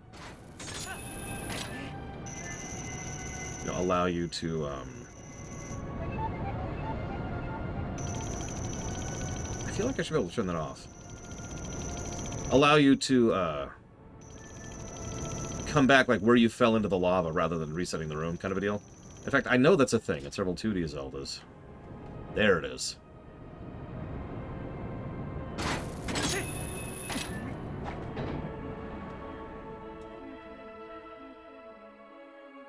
Really, Darth Trinius? If you say so. I've never heard of that before. Guys, I think Darth Trinius is lying to me. Let's see here. I mean, punk, by definition, means rebelling against the government. And so solar punk is kind of rebelling against the government. It's just, it's doing it in a way, but it's like, screw you, I'm going to make the world a better place rather than a worse one. At least that's how I've always seen it applied. Oh, plenty, Yura. Have you been to the Valley of the Four Winds? I don't know what the official term is for those, but just know. In my head, I just think of those as... oh my god. We haven't activated the thing yet. In my head, I think of those as sci-fi +1. Right? In other words, you know, Treasure Planet is really the perfect example of that. It is functionally a sci-fi setting, but it's not. It's a +1. Yes, Yura. That's the one. That's not an official term at all. It's just, like I said, that's what goes into my head when I think about that. I don't even know what that is, I'm afraid. Darth Trinius, I'm sorry. There it is.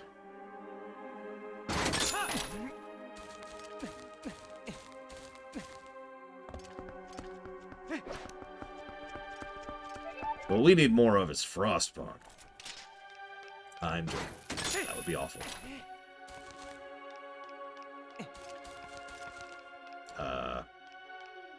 Really?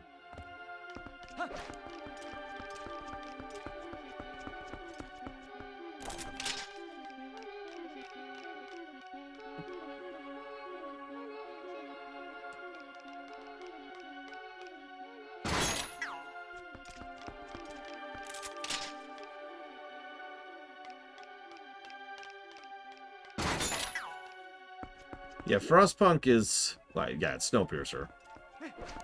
It's also probably not really a real genre. I mean, there's a couple of games and movies in it, and books, but that's kind of it. I'm not sure how to get up there. That's the goal right now. Oh, I know how to get up there.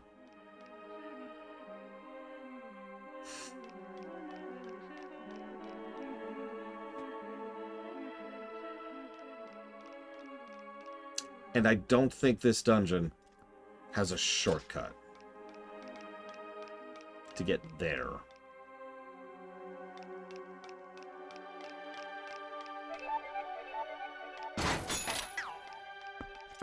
See, here's the deal. And I found out for myself this just a few seconds ago. You cannot hookshot from the vines for some reason. I don't know why, but you can't. I'm trying to right now, and I'm failing at it.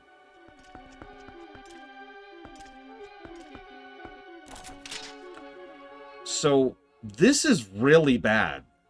I'm not exactly sure how bad yet. But yeah, let's go redo half the dungeon.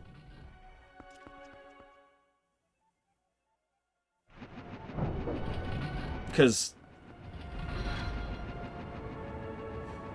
like, that can't be right, right? That can't be right. Surely. Surely. Hang on. Okay, so let's think about this logically. Let's turn our brains on. The big so we came into this room, and there are two big things that are changed when we come into this room. The first time we go to this room, all we have is the hook shot, so that gives us access to both sides. We can't go that way, but we can go this way. Okay, cool. But we can't progress in either direction because we don't have the second hook shot. So we eventually go that way and come back with the second hook shot. Now, the second hook shot, the dual shot, doesn't change how we interact with those pillars, but it doesn't change how we interact with the nodes. So... and yes, I know that there's a spot right there I can get to, if that's what you're pointing at. That doesn't lead to anything. Okay, hang on. Let's see what this does. No. Well, hang on. Aha! Okay, so... Because the third thing I was going to say is the third thing we've changed is turning off this fan. Holding up, game. Yeah, that's why I turned around. I'm like, okay, hold on. No. There's no way.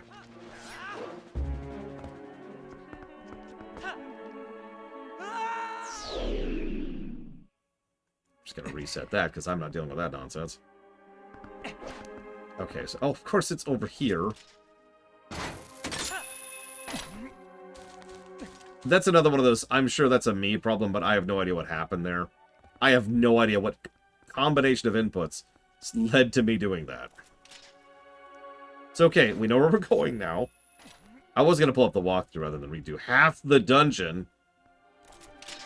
And that's good, because that would have been a whole lot more than one negative if we had to redo half the dungeon.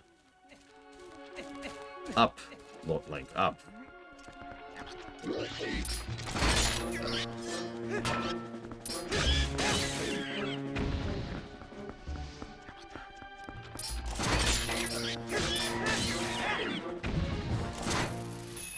Okay, so hang on. We're going to reset our spawn point up here.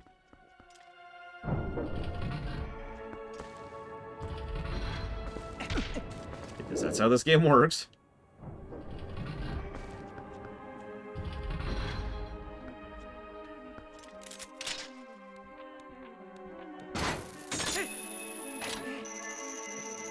This is also kind of not intuitive because, I mean, the length that this can dangle down is absolutely colossal.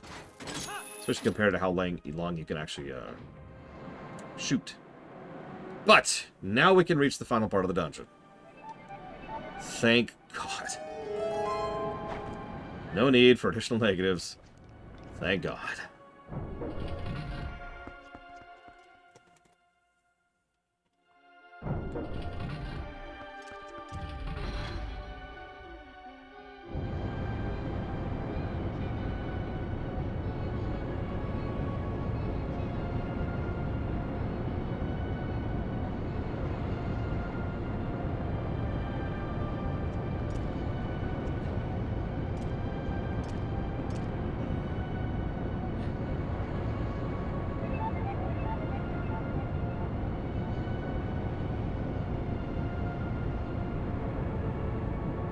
Yeah, that's the thing. It's like, shouldn't we just be able to grapple that? But okay, whatever. So you like slow pacing sections, right? Can I help you?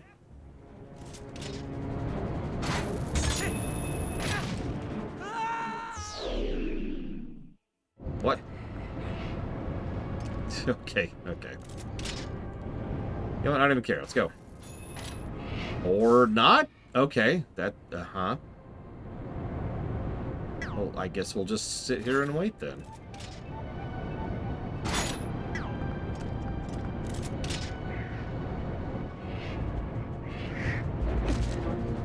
Seriously, what is your problem?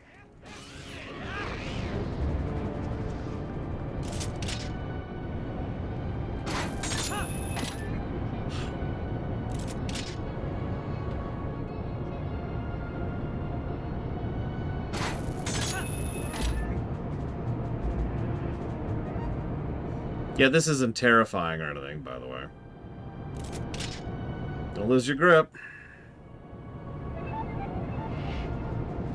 Or you'll live to regret it for a few minutes.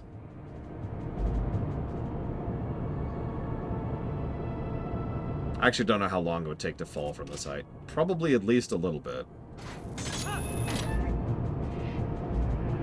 By the way, if you're paying attention, yes, this is our second just sit here and wait section of the game. Or, sorry, of the dungeon. I keep calling the dungeon a game. Game-itis continues to get worse. It's getting inflamed at this point.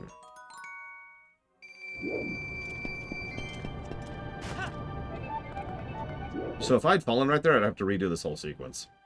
Did you see how many inches I got from the edge? It was pretty close.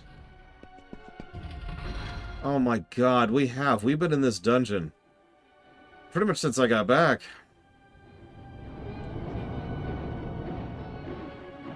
By the way, what kind of room do you think is the final room of the game? If you said, is it a giant freaking room where you have to wait a long period of time, congratulations, you win.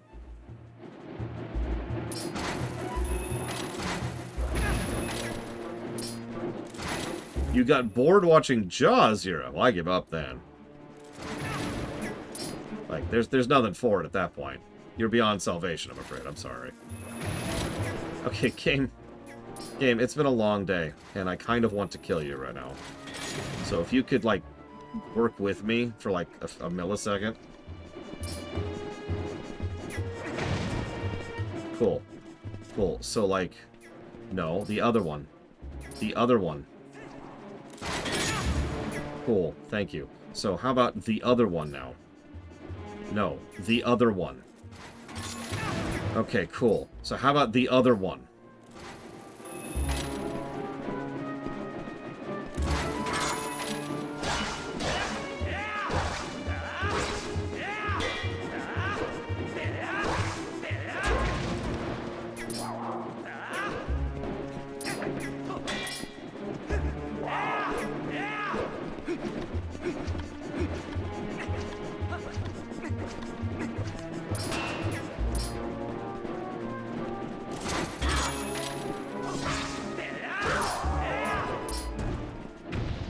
Thankfully, no second form in this particular iteration.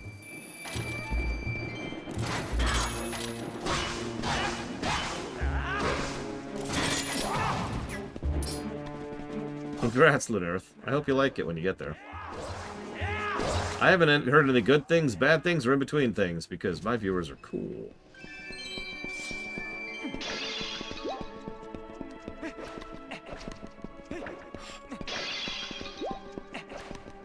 I'm sorry, that sounded sarcastic because I'm not doing really good right now mentally.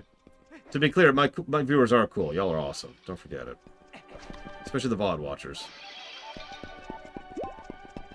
We've got the lore runner. That's me. We got the lore walkers, and then we got the VOD walkers. Don't ever underestimate the VOD walkers.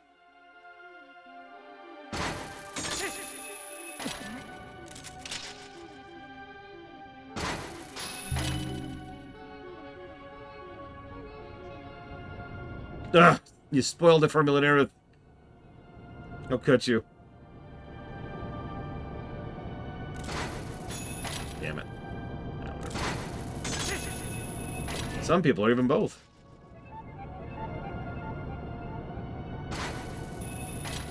Really, game? You're just... Okay, this is just my life now.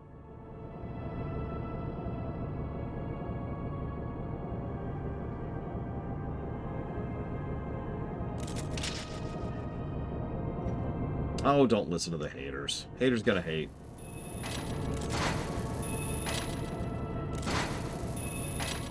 Cool, so let's do another rotation.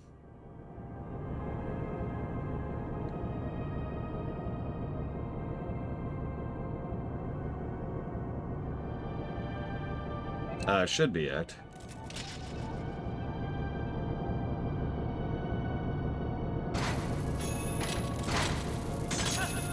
There we go. I was going to have to do a third rotation.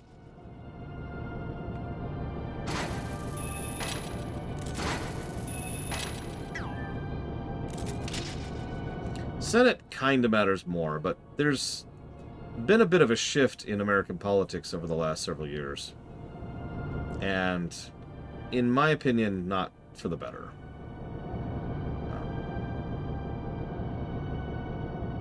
And I think that's all I feel safe saying about that right now. I have had clam chowder. Back in San Francisco. There's a place down by the bay that actually had really good clam chowder. We're up to our second rotation here, by the way, for paying attention. Guys, I don't want to come across as mean, but I think this deserves a second negative. This is kind of asinine. Oh, and if I screw up at any point in time, I have to fall and start over. So we're now on our third rotation now.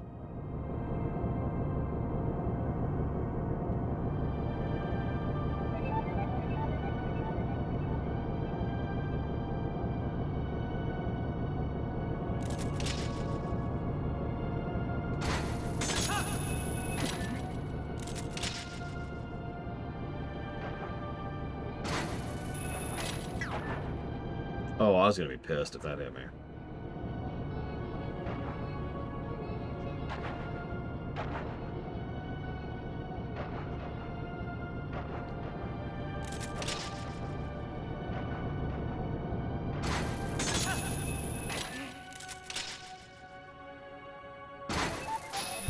It's you, Yura! Admit it!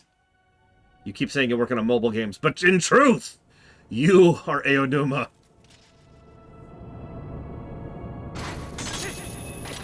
I always knew.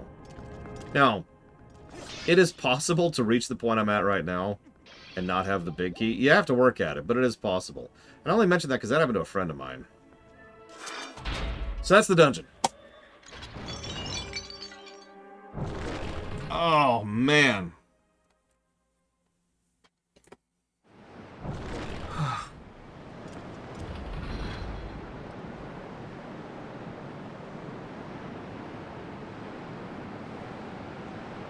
So now we got this boss, and I'm gonna try and walk in as neutrally as possible. So we'll see where this goes.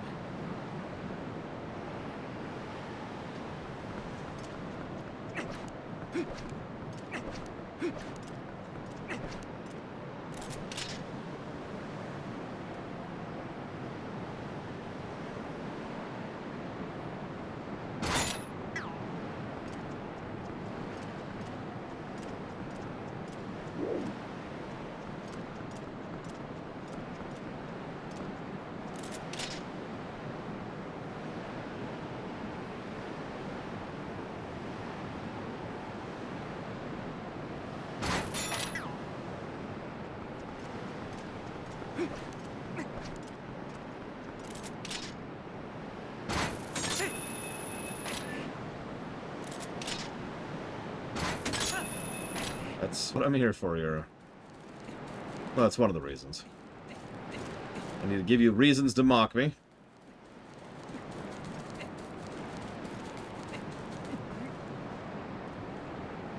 What, Ross? What happened?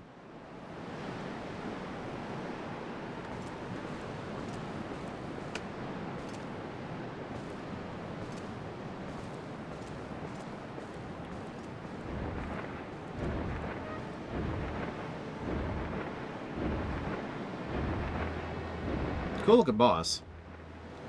One of our few traditional Western European style dragons in this. In the whole franchise, really. Oh, you've got to be kidding me, Ross.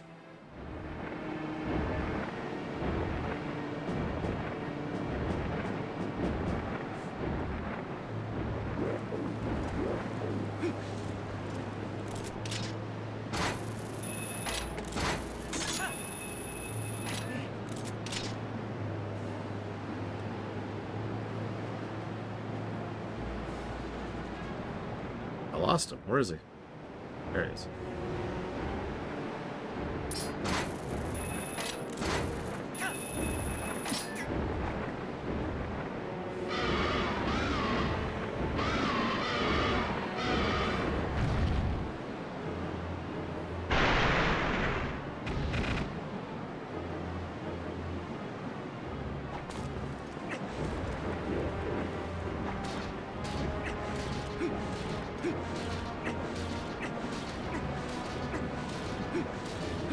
Yeah, so notice the clouds in the sky have been, or rather, they have added to the clouds in the sky.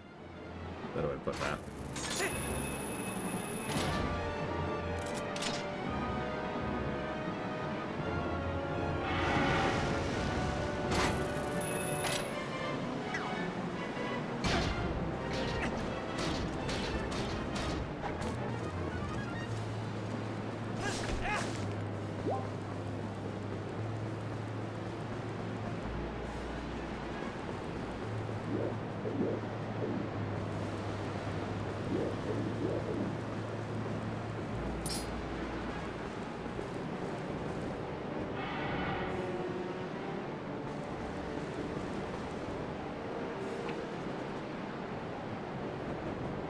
I don't think I've ever seen him do that before.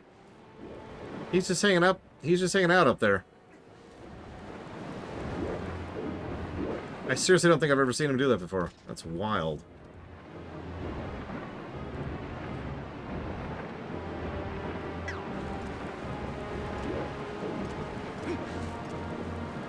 Eh.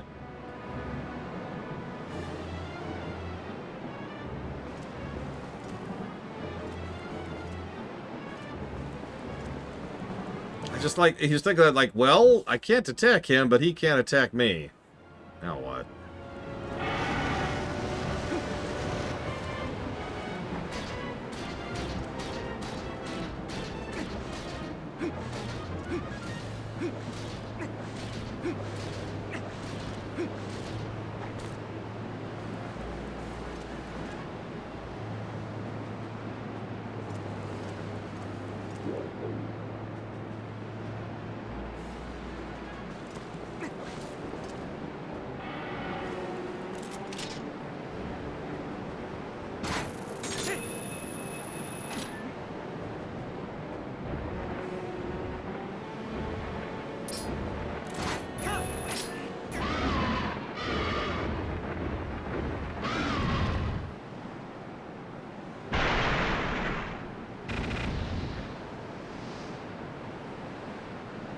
So anyways, now that we've started the boss fight...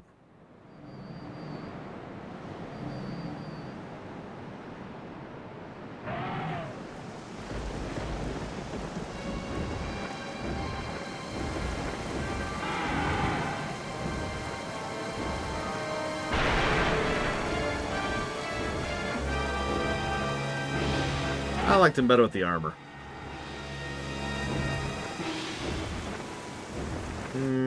Depends on the game, you know.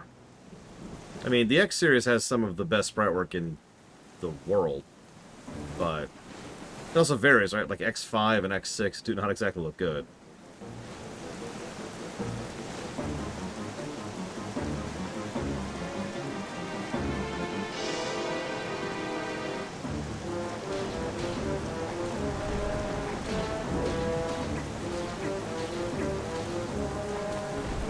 I did rip off all his armor. I'm sorry, buddy. That was just mean of me. I'll make it up to you.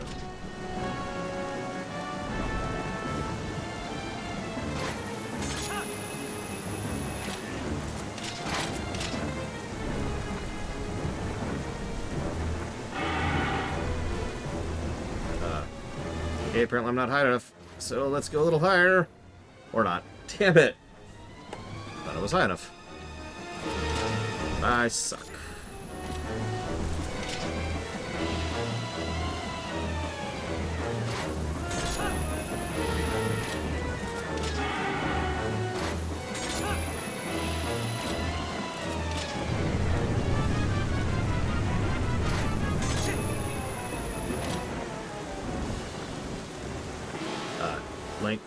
Link! I need you to... Thank you, Link.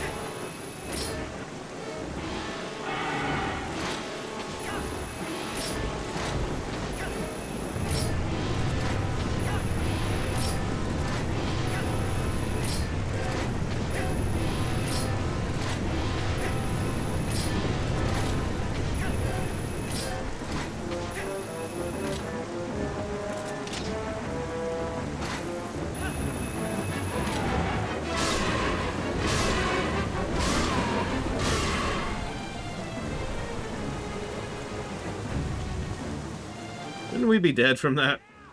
Not to complain or anything. That is not a small fall we just did there.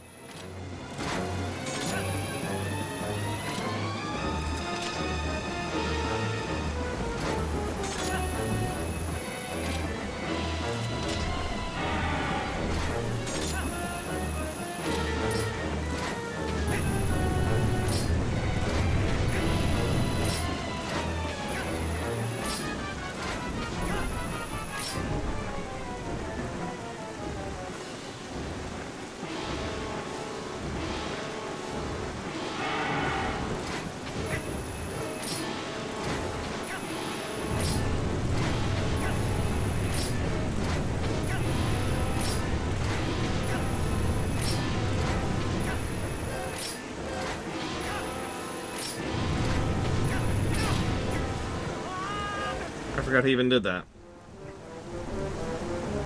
I honestly forgot he even did that. Back up. Random factoid of the day. You as a developer have a tremendous amount of control over pretty much everything in your game. So, for example, the developers could have made this area, I don't know, about maybe like a third as tall as they did. But they didn't. So we can't even get up to the P-hats until we do about 3 things up.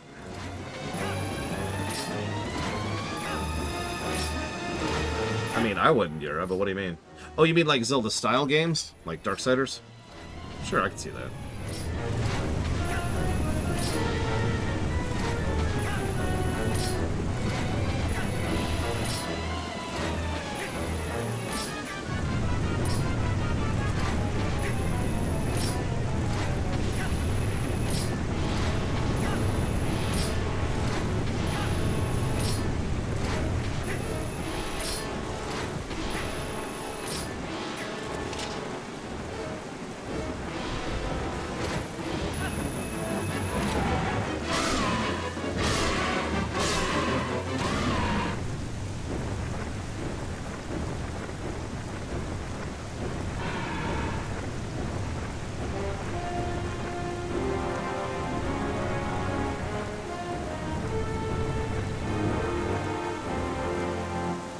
Now he's going to fly even higher.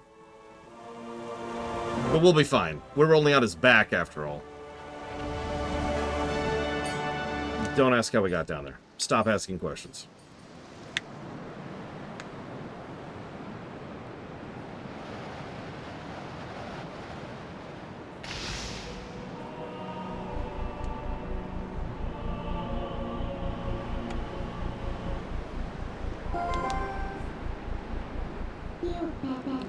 So that's the 4th shard.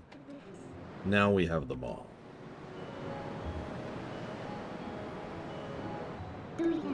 Hey, Lore. The words of the sages, do you remember them? Only the true ruler of the Twilight can destroy the Mirror of Twilight. Zed could only break the Mirror of Twilight into shards. He couldn't utterly shatter it. That's proof of his false kingship.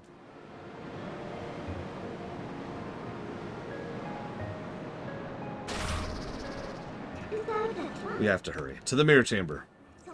Fake is a fake, and no matter how much you dress it up, the real thing always wins.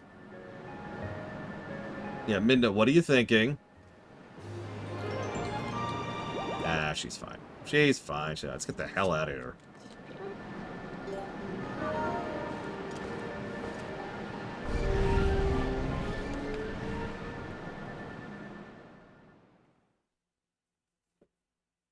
I believe that is LTTP, Ross.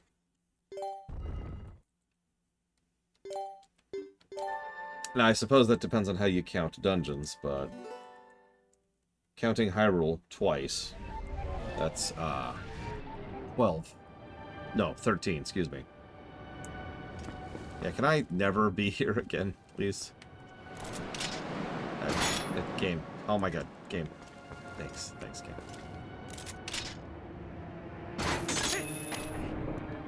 So how do I get down to the ground? Oh, it's easy. You just get shot down to the ground.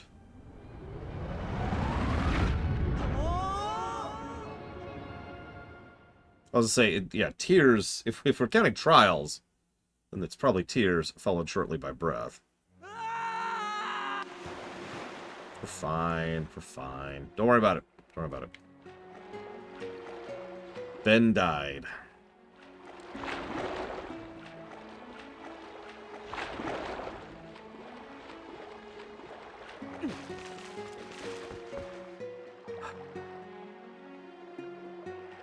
The dungeon gave me a headache.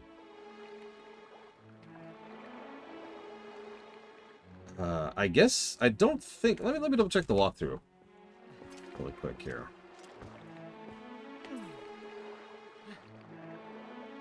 Because I'm pretty sure we just go straight to the next dungeon. We could get a quiver upgrade, which we're not going to do. We talk to them. We get a cutscene. Yep, nope. It is right into the next dungeon. No in between at all.